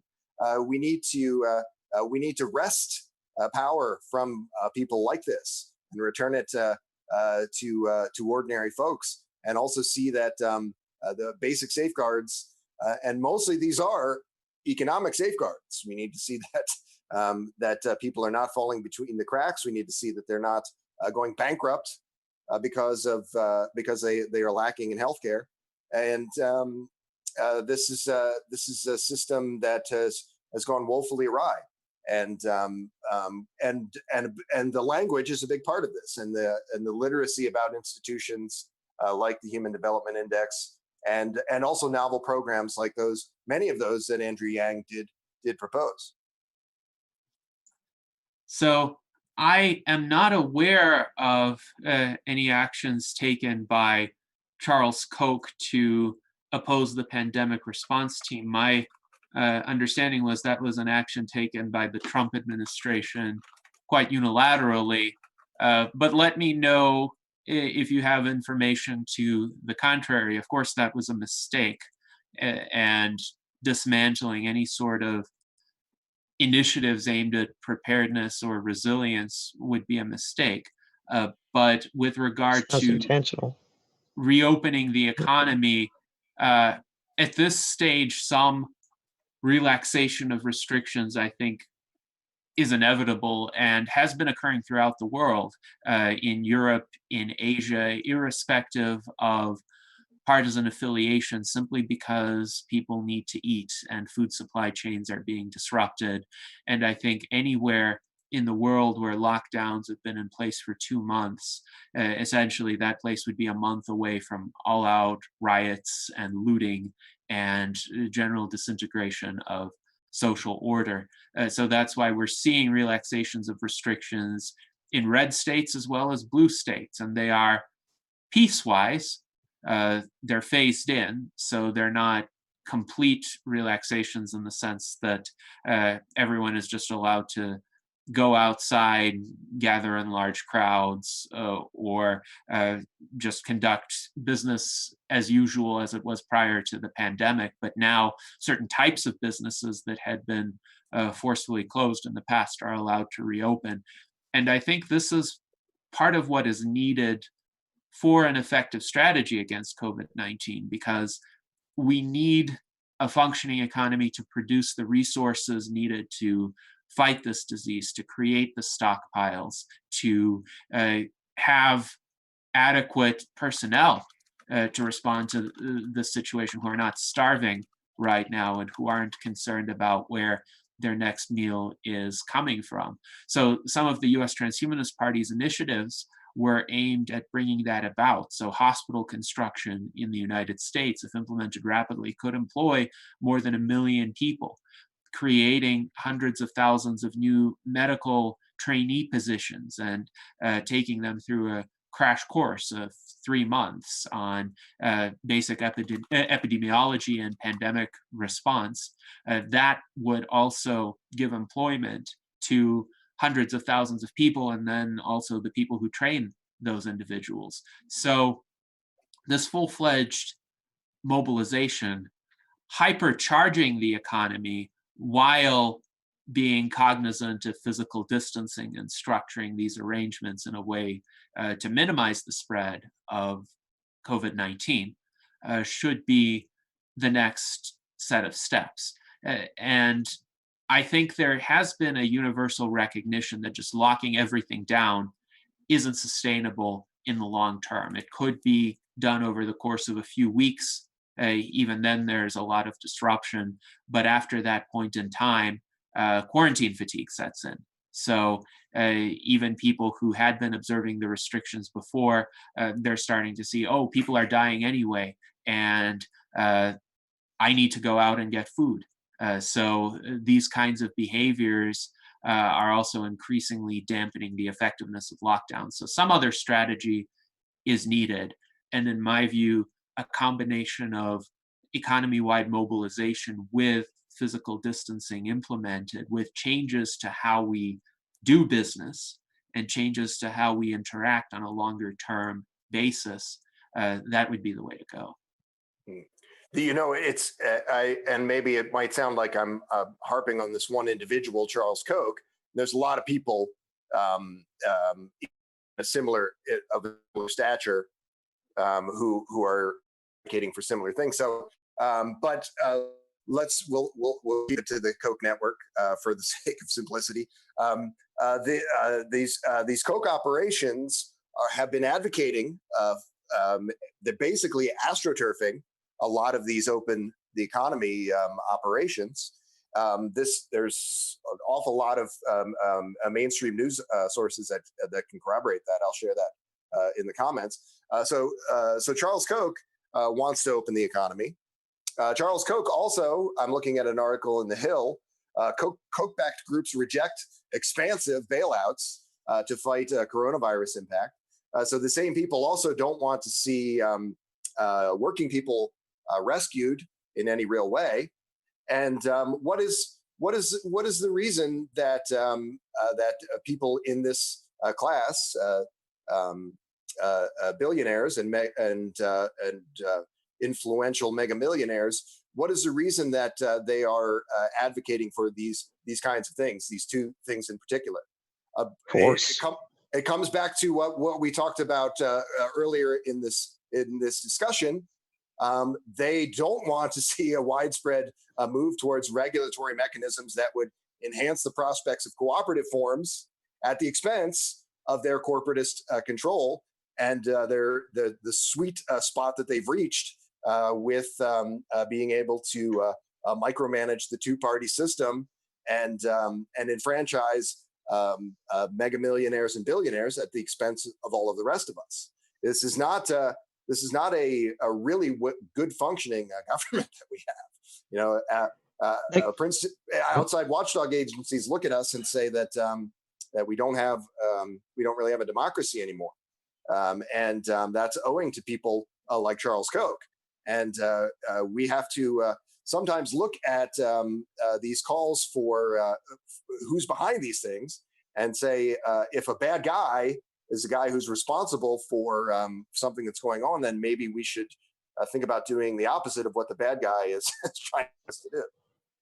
So, Alex, it's a matter of force. Yeah. It's a matter of force. You know, they you know, if we have too much relief, that won't force us back to work. Yeah, yeah, and I think that you know, this idea that people need to, well, if for example this $2,000 provisional guaranteed minimum income were implemented tomorrow, would the people who benefit from it resist going back to work? Of course not. In these situations where these kinds of programs are used, there is not widespread laziness or a lack of enterprise. What happens is there are different kinds of enterprise that are undertaken quite quickly. Time and again, these studies of basic incomes show that almost no one leaves the workforce. The only people who are leaving the workforce are basically people who are very pregnant and some students. Everyone else is starting small businesses or regaining skills training to similar things. And there's so it's only a very sick-minded person who imagines that this corporatist system is the system that we should all be laboring under, when we do have other options that are better for the middle class and for our health. I agree. Part of the what was I going to refer back to something? The corporate sluggishness. Well, look at what defines corporate aims. That they must have short-term profits, and that's about it. Okay, and with such metrics, how do we expect better results? They just keep doing what they think works, you know, so they keep repeating what they think works, and they are resistant to change. Well, I think there's a problem with publicly traded corporations being legally obligated to maximize short-term profits according to what I think are flawed accounting principles. Generally accepted accounting principles result in certain faulty incentives. For instance, if you engage in a sale and leaseback transaction, where if you own a building and you decide to sell that building and rent it from the new owners, you have an ongoing expense now that is a drain on your company's resources. But in accounting terms, according to GAAP, generally accepted accounting principles, you've made a huge profit because you've taken a property that was carried on your balance sheet at a far lower figure, the original cost of purchasing that property, and you've sold it now likely for a much higher price. So you've realized the difference, but now you have this indefinite stream of outflows via the rent, which isn't reflected in your quarterly profits. So this type of dynamic has been happening for some time, for about 3 decades, in a lot of publicly traded corporations, where they've stripped away a lot of the resilience, they've stripped away a lot of the assets that these companies had, and instead they focused on these very short-term, illusory accounting profits, which sent their stock shares higher. So maybe they could declare a dividend, but they don't even do that very often anymore. Instead, a lot of the investors just rely on share price appreciation and the ability to resell their shares. So I think the publicly traded company model, the stock corporation model, is particularly flawed. Companies that are more closely held, that are privately held, or that are sole proprietorships tend not to have those kinds of incentives. There's more of an opportunity for accumulation of assets and long-term management. It's one reason why I don't really blame the Koch network as much as Ben does, because the Koch companies are largely privately held, and Charles Koch seems to manage them in a more long-term oriented manner than a lot of the publicly traded companies are being managed. And I would even go so far as saying the CEOs of publicly traded companies aren't always terrible people. They're not unusually bad compared to the general population. It's just they have terrible incentives. They could get sued if they don't pursue the quarterly profit maximization strategy. There are some other mechanisms like benefit corporations, which are able to incorporate some other mission into their charter in addition to profit maximization. So if somebody wants to pursue an alternative, they can structure their companies a bit differently. But we still have the problem of the vast majority of our economy being tethered to this short-termist mindset that perhaps even most people in that system don't want to engage in. And there is a comment here that I wanted to highlight by Alan Crowley, who said, I would think the rich would be the first to get on board with life extension. At the very least, one would think that's a no-brainer for people with money who should realize they're not going to be able to take that with them if and when they die. So they should be interested in supporting initiatives that maximize their longevity. But again, I think the reason why that doesn't happen as often as we would like, that a lot of life extension researchers complain regularly about not being able to reach even some of the more innovative billionaires like Jeff Bezos or Larry Page or Sergey Brin, is because those people in positions of wealth and in positions of corporate authority are a lot more constrained than we think they are. To those of us looking from the outside in, so to speak, they seem like extremely powerful individuals. But in fact, they're beholden to so many external interests that hamstring what they're able to do, to the shareholders, to the analysts of their stocks, to litigators, attorneys who are always on the hunt for anyone they could sue for doing anything unusual, to special interest lobbies, to labor unions, to politicians. But everyone else I mentioned is also hamstrung. They're also prevented from doing exactly what they want to do because they're also beholden to someone. They're also afraid to make a move in the direction of integrity because the incentives of the system are so opposed to them, and they may lose their livelihoods if they do that. Let's say you had a plaintiff's attorney who suddenly decided, I'm only going to pursue the cases that are absolutely morally justified and where I can make a positive contribution to the world by suing someone. How long do you think that attorney is going to last in business when he's competing with the sharks who are trying to sue anything that moves? That is a huge problem. And it's a systemic problem throughout our economy. We essentially need people throughout society who are able to unilaterally make decisions and break through the logjam. I like to use the analogy of Alexander of Macedon cutting the Gordian knot. And if we have people like that who can just say, I want to do what is right, I have the means, I have the resources, I have the authority to do it, and nobody can stop me. that's how we move into the transhuman era.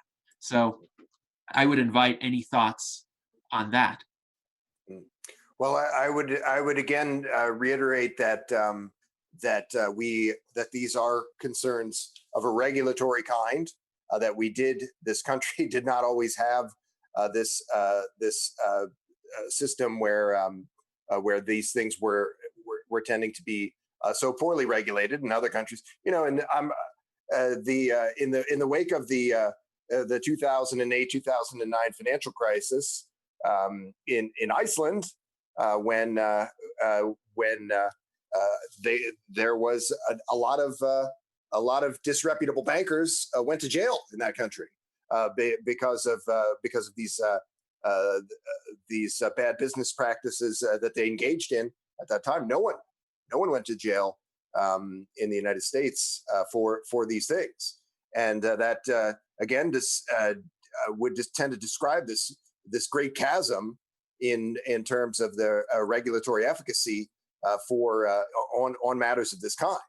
And we need to, and that is up to people like Charles Koch, who has created this Koch network, which is effectively a shadow third party of a vast influence on the two main parties that has led to a lower tax burden for himself and other kind of sweetheart deals for himself and others in this class. And this is something where somebody like the president ran in 2016 on saying he was going to drain the swamp. Then we see that most of his members of his administration tend to fit that same description, they are the swamp. And this is not something that just came up in 2016. People might be more aware of it now, but this is something that's been going on for many decades, and we need to find ways to challenge this as a people, and find the political will to see that the necessary regulatory mechanisms and the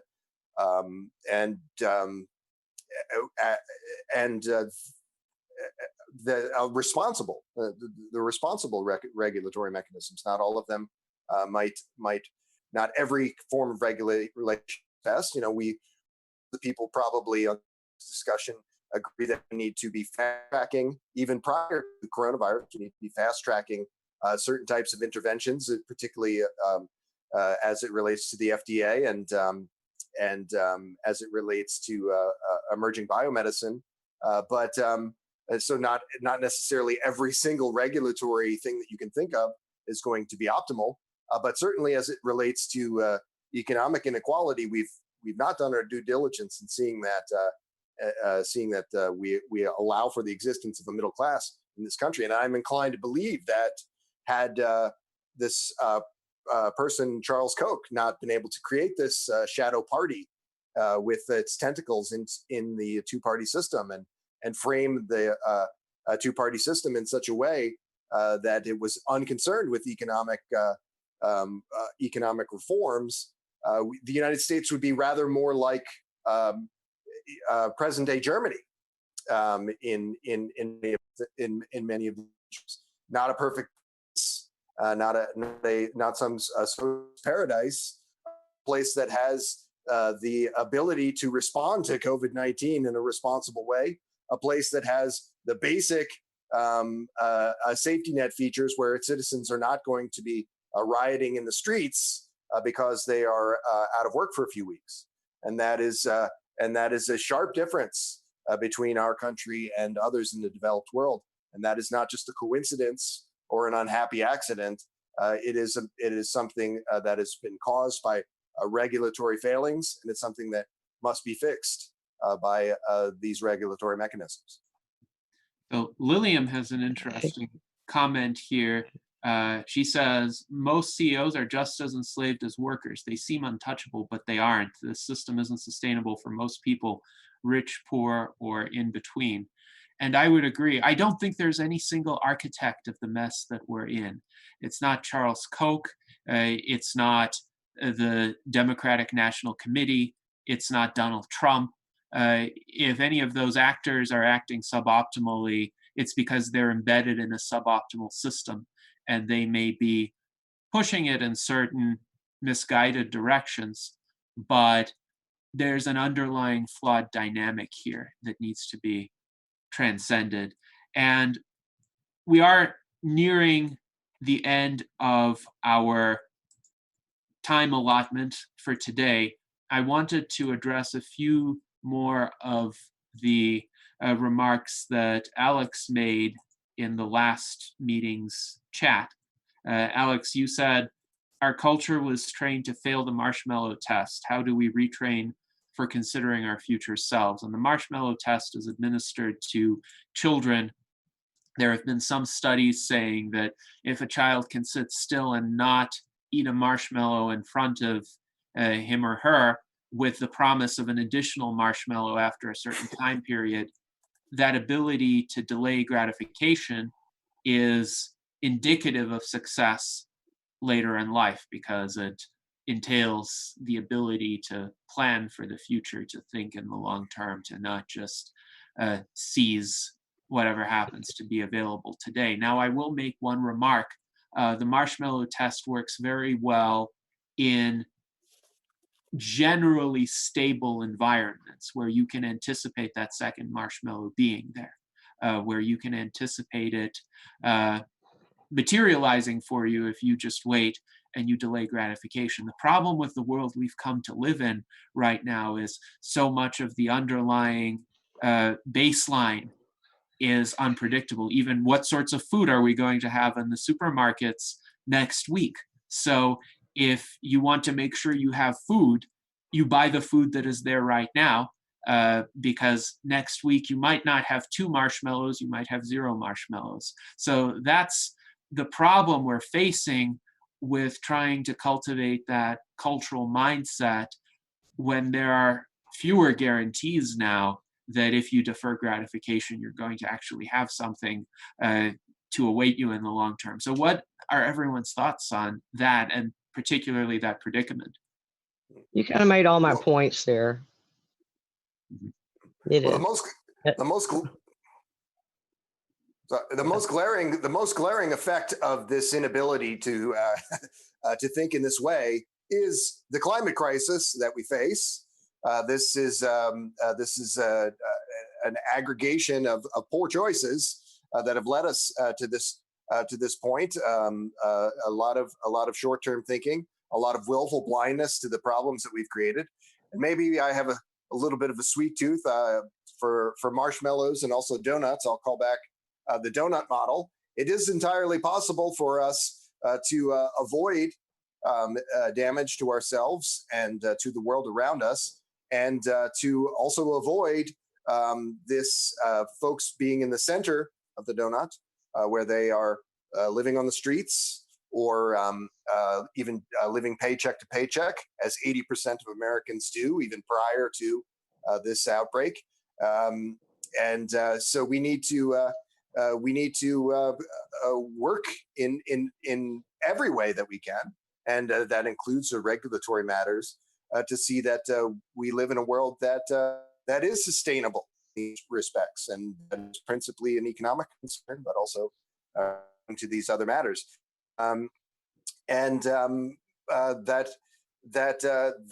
is, I think, the most important of jobs, and some of that is down to communicating. When you speak to your friends, convey to them that we do. I like this idea that a billionaire should be defined not as a person who has amassed $1 billion, but as a person who has successfully improved the lives of a billion people. That's a nice transition there, that might help us to improve our thinking in these other things, in these goals, and regulatory matters as well.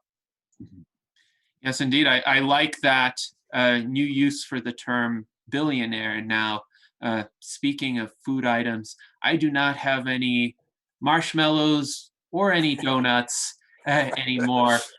Right now, I think after this meeting, I am going to have a Quest bar, which is a protein bar that is largely sugar-free. I will have it with my coffee. That will be my dessert. But I stick mostly to dark chocolate too. speaking of quests, Alex, you also stated moonshots are made of many smaller steps. How do our swarms serve to manifest that? What are those little steps? So essentially the question is, how do we get from here to there? We are in a suboptimal situation. We continue to be. It's an uncertain situation, but we need to chart a way forward. So what are everyone's thoughts on that? Hmm. Let's see. Okay. I was gonna let Ben go. Yeah, please go. I forgot what I was gonna say. You first. Well, okay, I'll start. Okay. I've heard it described, this mess we're in, the suboptimal game, is called game A, which just kind of incentivizes all the wrong things. But how do we get over this bumpy transition into something that works better for everyone and doesn't just reward the most thuggish of us and for us the behaviors of everyone else and put us in debt? And but what creates a thriving creative economy that isn't operated by force? It's money. Get your ass out of the house. This kind of thing. We don't care if you die of COVID. Just go. You know. And I think it's giving people an unhealthy relationship to work that that we're not doing it out of joy and fulfillment. We're doing it just for survival, because some players can make it economically necessary to serve them and on our own projects. I can't even get mom to the hospital. Maybe I can, but I think we're losing her. But do you think I want to take her to the hospital, even though it's a little bit empty right now? But we just opened up the state. We're going to have another wave. It's crazy. So Yes. I think you're doing your mother a great service by taking care of her right now. We've discussed previously, both before and during this salon, that nursing homes are essentially death traps right now. And that's an example of a flawed model that really has to go. But it needs to be replaced by some alternative, a model where people are getting taken care of, and they're getting taken care of in comfortable, individualized environments. Now, historically, that has been the role for family. Children were expected to take care of their ailing parents, and extended family arrangements were a lot more common.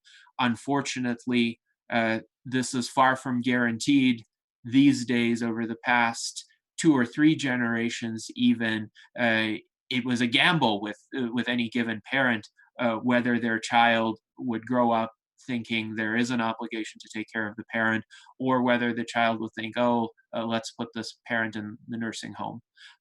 So that's a cultural change that I think needs to shift back to more of an older consciousness. Because, for example, in Latino populations in the United States, life expectancy is actually slightly higher than average for the US, notwithstanding the presence of various chronic health problems, because there are tight-knit families. And generally speaking, an elder relative will go to live with the extended family where they can get close care and also avoid exposure to, say, hospital-acquired infections, which before COVID-19 killed about 90,000 Americans per year. That's contrasted with, say, automobile accidents, which killed about 40,000 Americans per year before COVID-19. So it is a very flawed model to outsource the care of elders to mass institutions like nursing homes. But another aspect that could help with that is robotics. So in Japan, for instance, Japan has a population that skews much older than even the rest of the Western world. And they have been experimenting quite successfully with care robots, people who are elderly, who live alone. They have these robots, and these robots don't only perform essential services, they provide a sense of companionship. They provide an ability for these people to interact with them.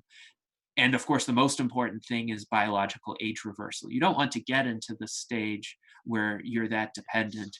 You want to avoid it if you possibly can by living long enough to reach longevity escape velocity, to benefit from those treatments that will reverse your biological aging at a cellular and molecular level.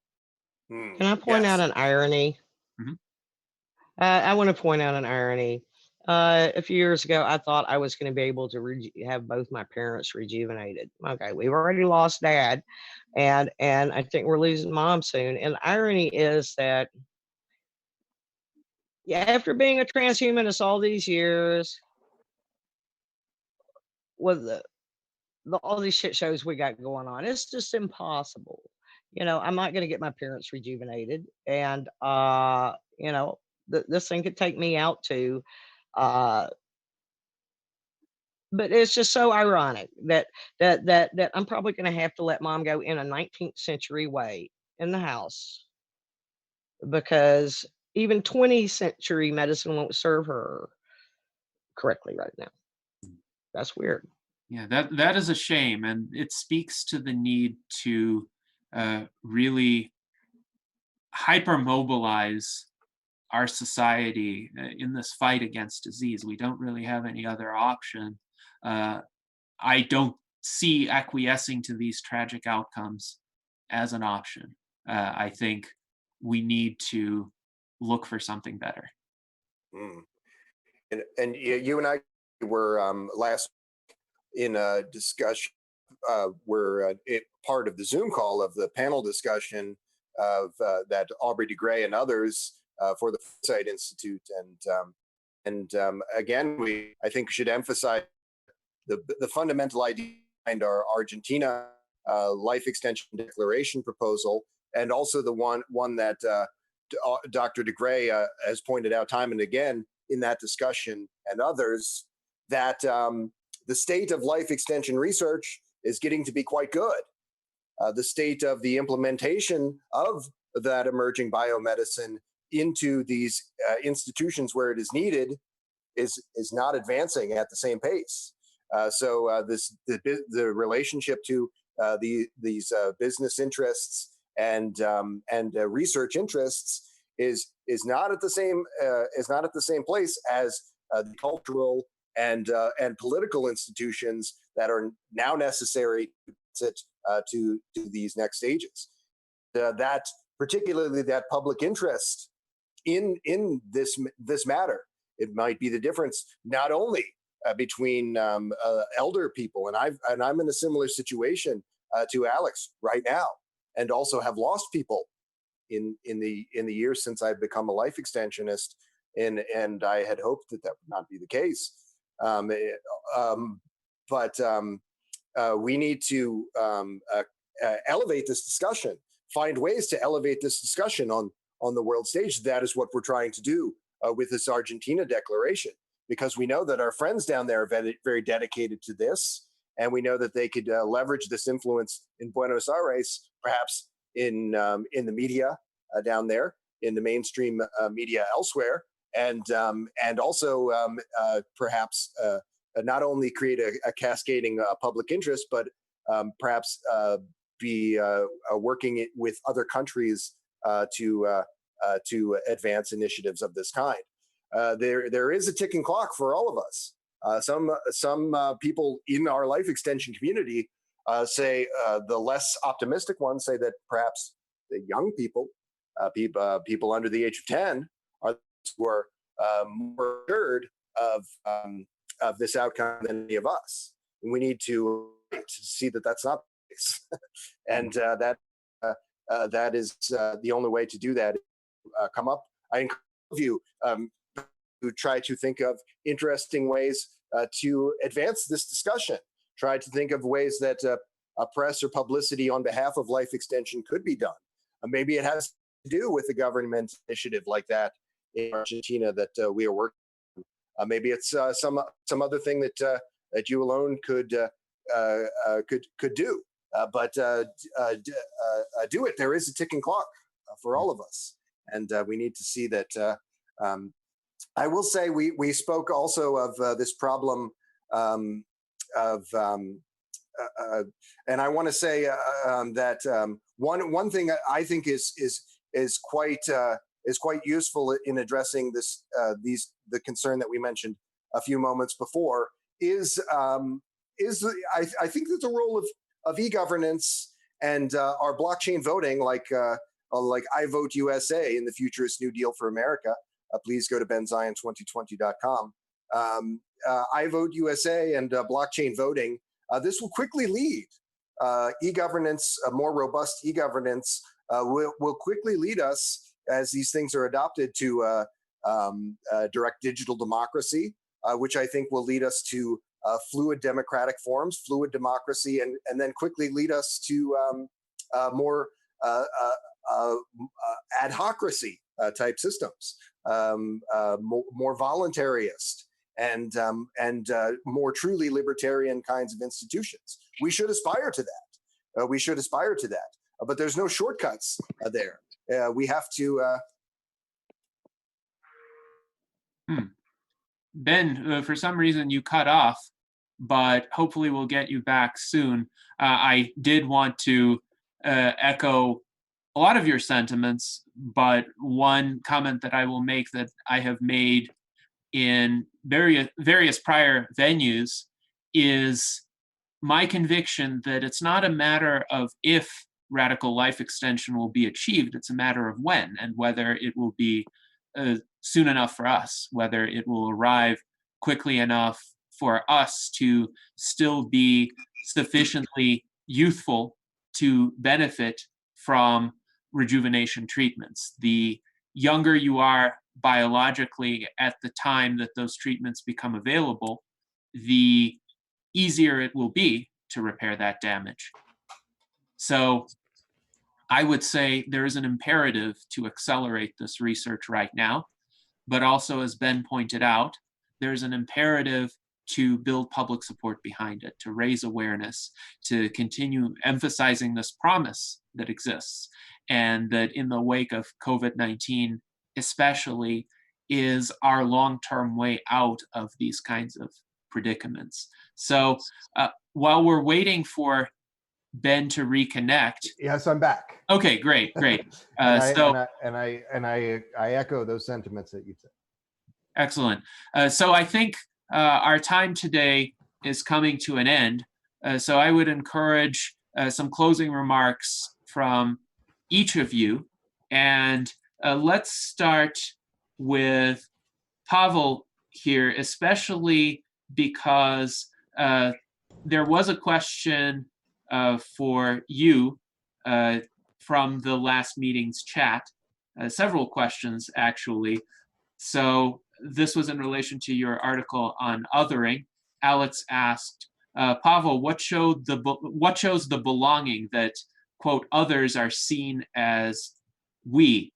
And then Zach Richardson also asked you, I've got a question for Pavel. How do we deal with competing choices and trade-offs being the reason for othering another group, i.e., there's only so much public money? And I think he's asking this in the context of not everyone may get the same public benefits, or there are scarce resources more generally. So think about if you can answer those questions and also provide your thoughts on what we've discussed today. Yeah, thank you for these questions.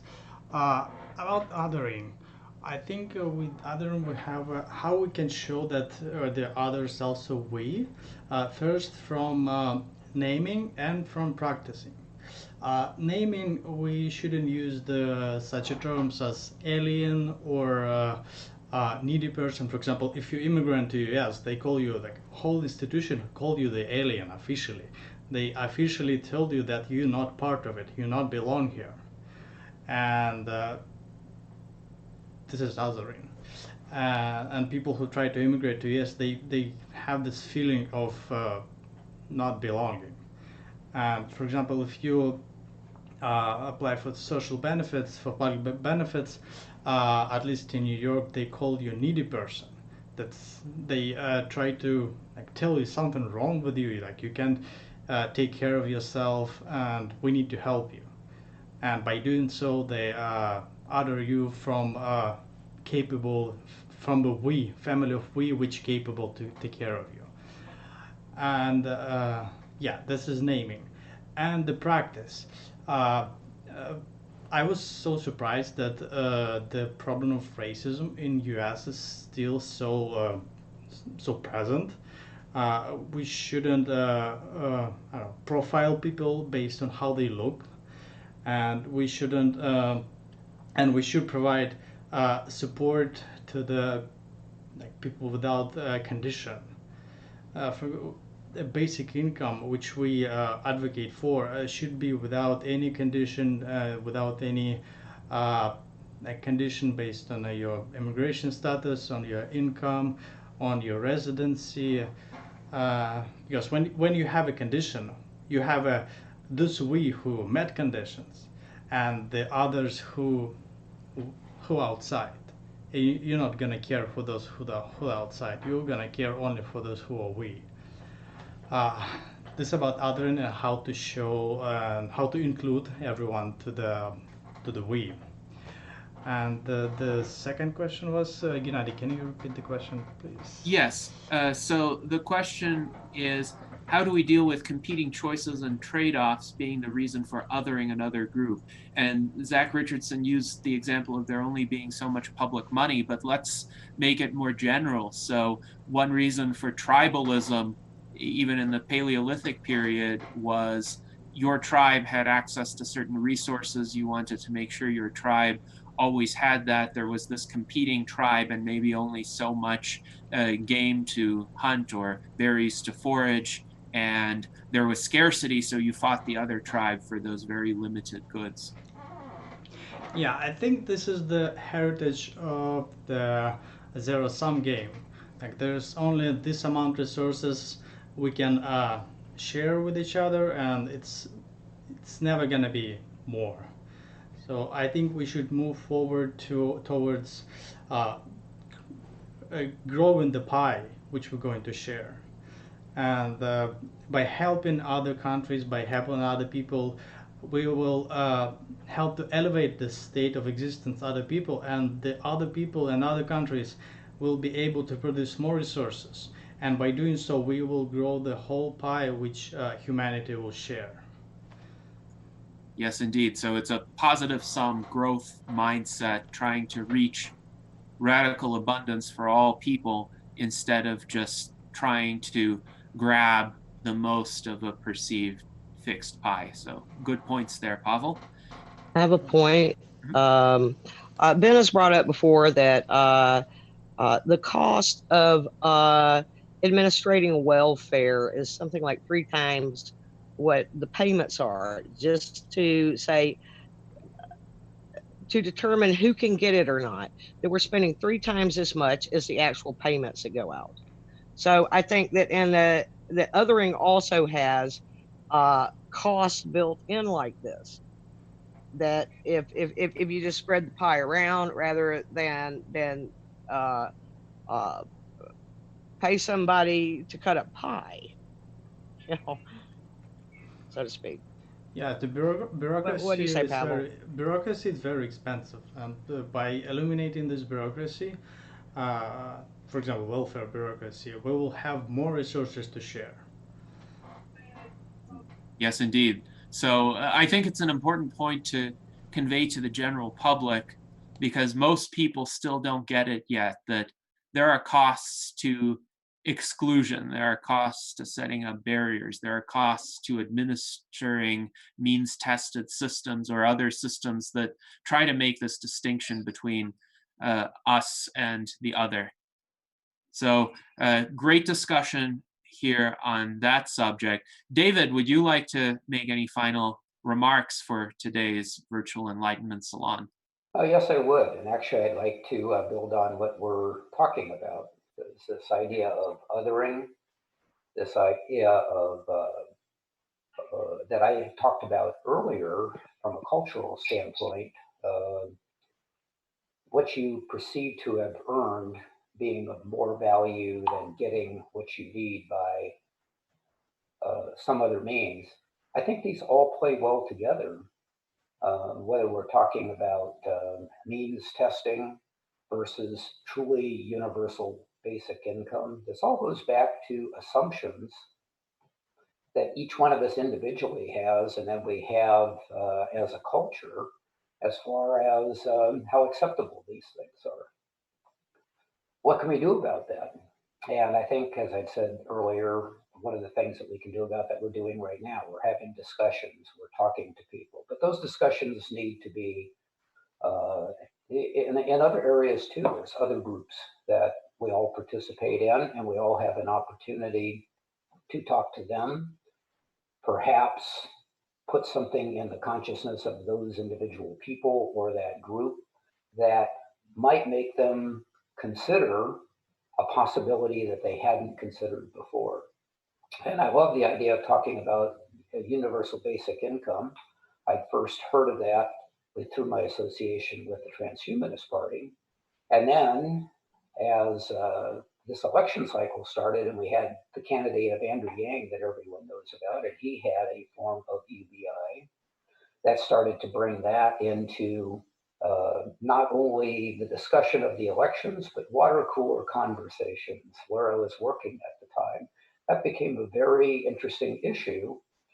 And just by continuing to talk about it, to bring it up, to try to keep it out of an argumentative status, but keep a rational conversation going, I detected that more and more people started to see that as a possibility, and that this idea of having a need met versus something that is perceived as earned actually started to shift as well. So what can we do? We can keep doing what we're doing. I think we can amplify that by the letter writing campaign that we talked about. Those kind of things can do that. It doesn't have to be just letter writing to our elected representatives, but write to your local news outlets and talk to them about that and get that going in local discussions as well. And speak of these things that we as transhumanists see as the means to the future, for the kind of future that we want, and continue to be active in that. So thanks for letting me tie my thoughts back together. Excellent. Well, these are great recommendations, and they can be implemented in the proximate future. Indeed, we are already doing it, but I agree we should ramp it up. We should continue reaching out to people. We should continue emphasizing these issues and the prospects for cultural shifts. So Charlie, I wonder if you're able to offer some final comments for today's salon. Hey, Charlie. Yeah, hi guys. I do. You know, it's interesting having our guest here, Alex. Hi, Alex, and sorry to hear about your parents. I think that we can't. You know, we're an interesting community as transhumanists. We are privy to a lot of interesting information that not everybody else knows.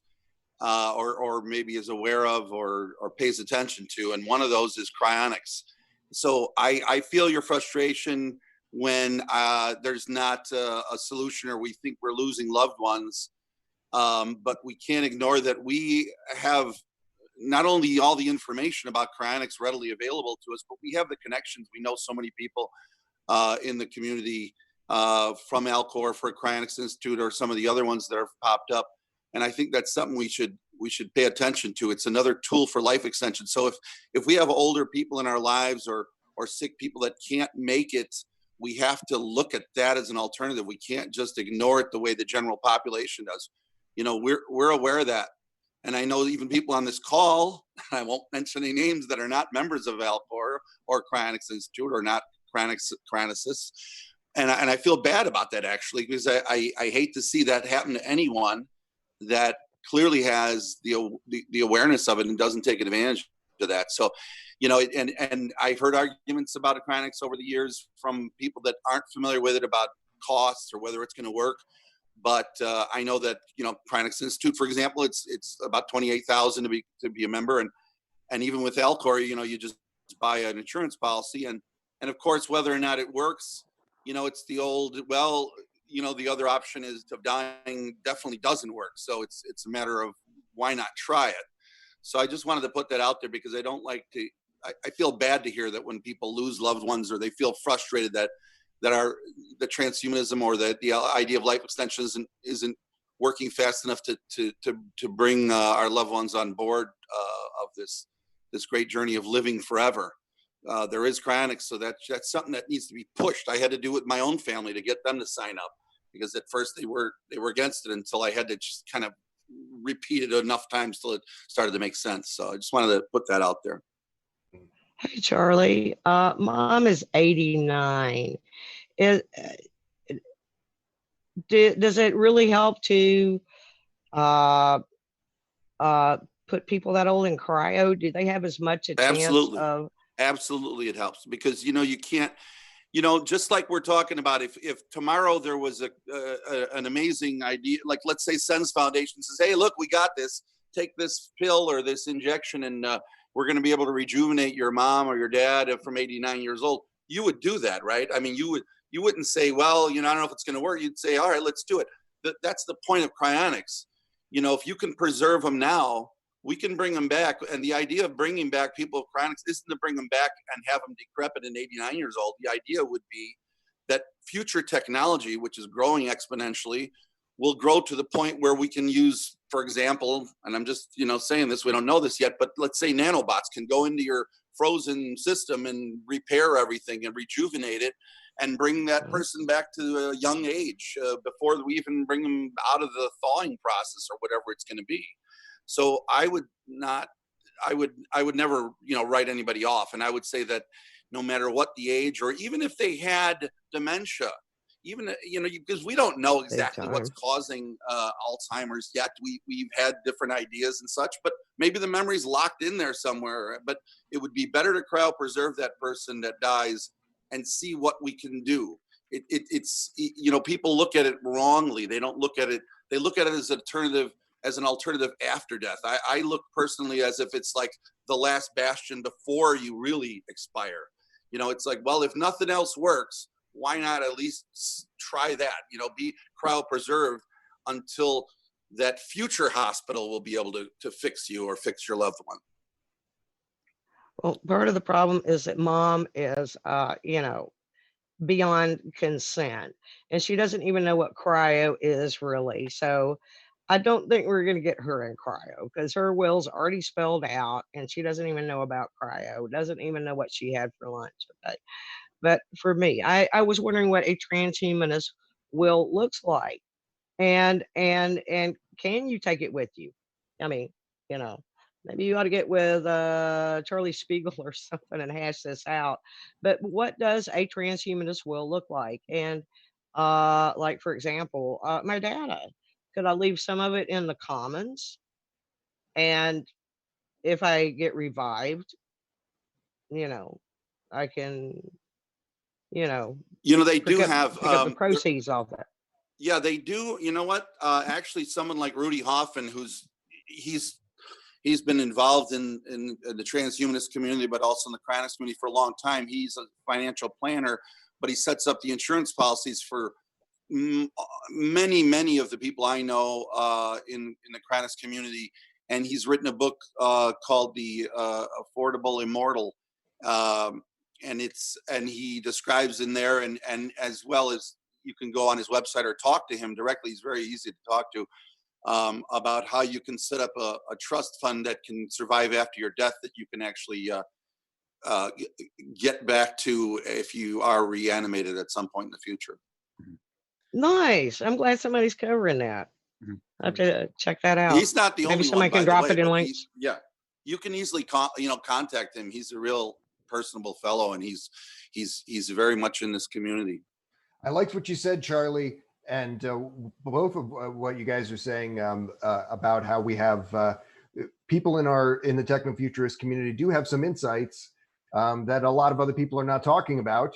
And that is the one feature I think that separates Benzion 2020 and the Medicare for All Plus initiative from these other discussions from Democrats about universal health care.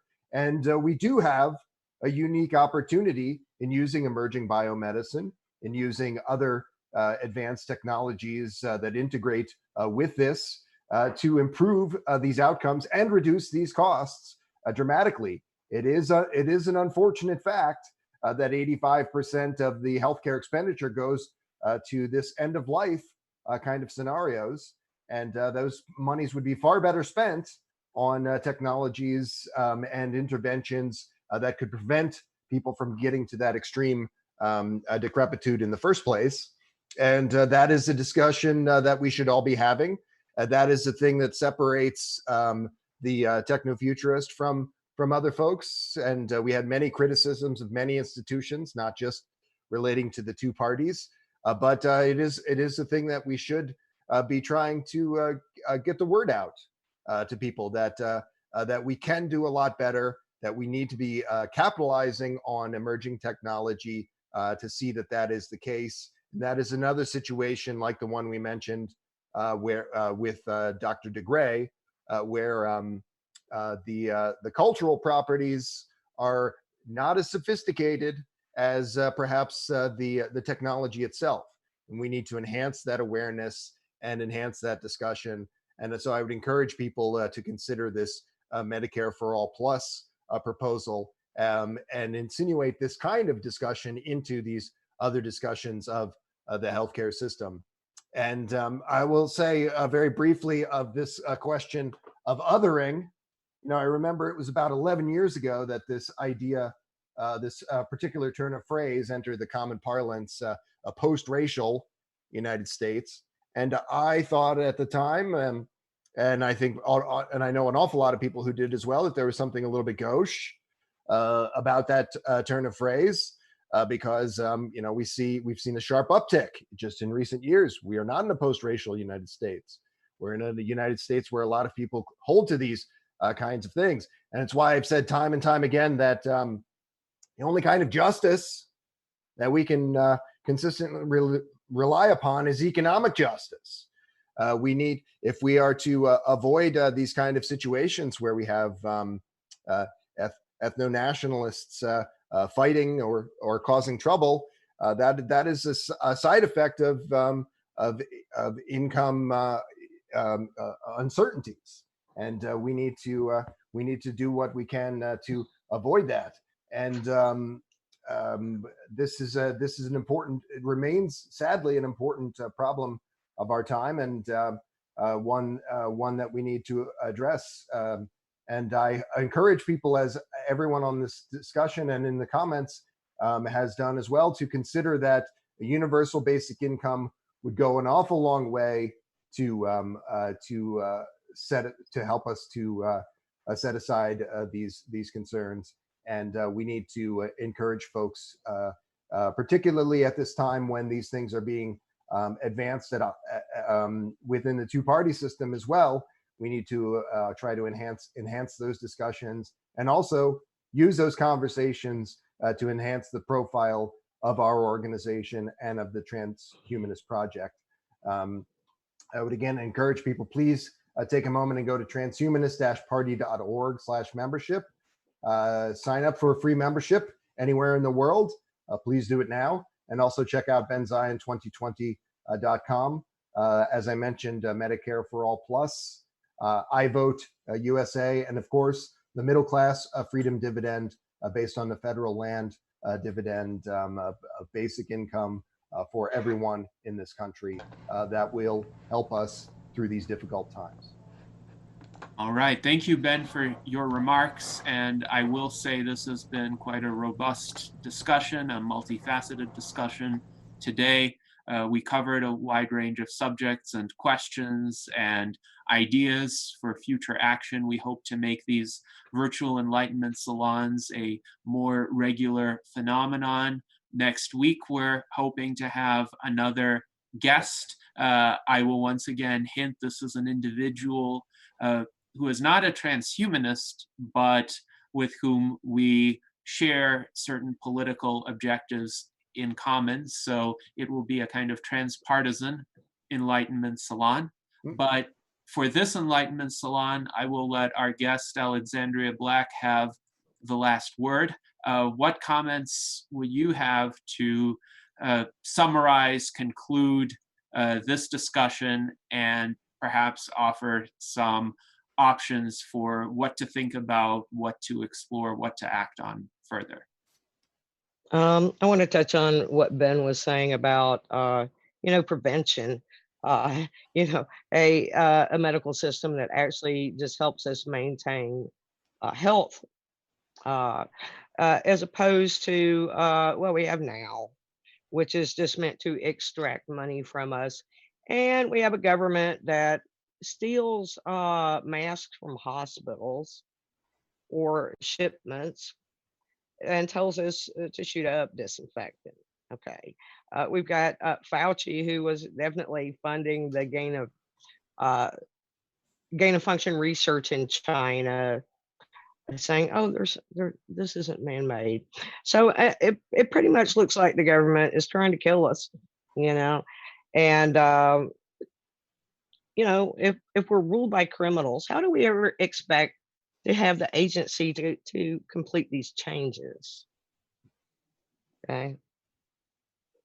I think that we've just got to try, and who knows if we'll succeed, but we can't rely on criminals to have our best interest in mind. And that's we have quite a few of those in both governments and corporations. So I just don't think they have the right motivation set to serve our principles. So but how do we maintain the agency to do this? And that is a challenge. Mhm. Okay. That is a challenge, but I agree with you. We all need to try, and that's really all we can do at present.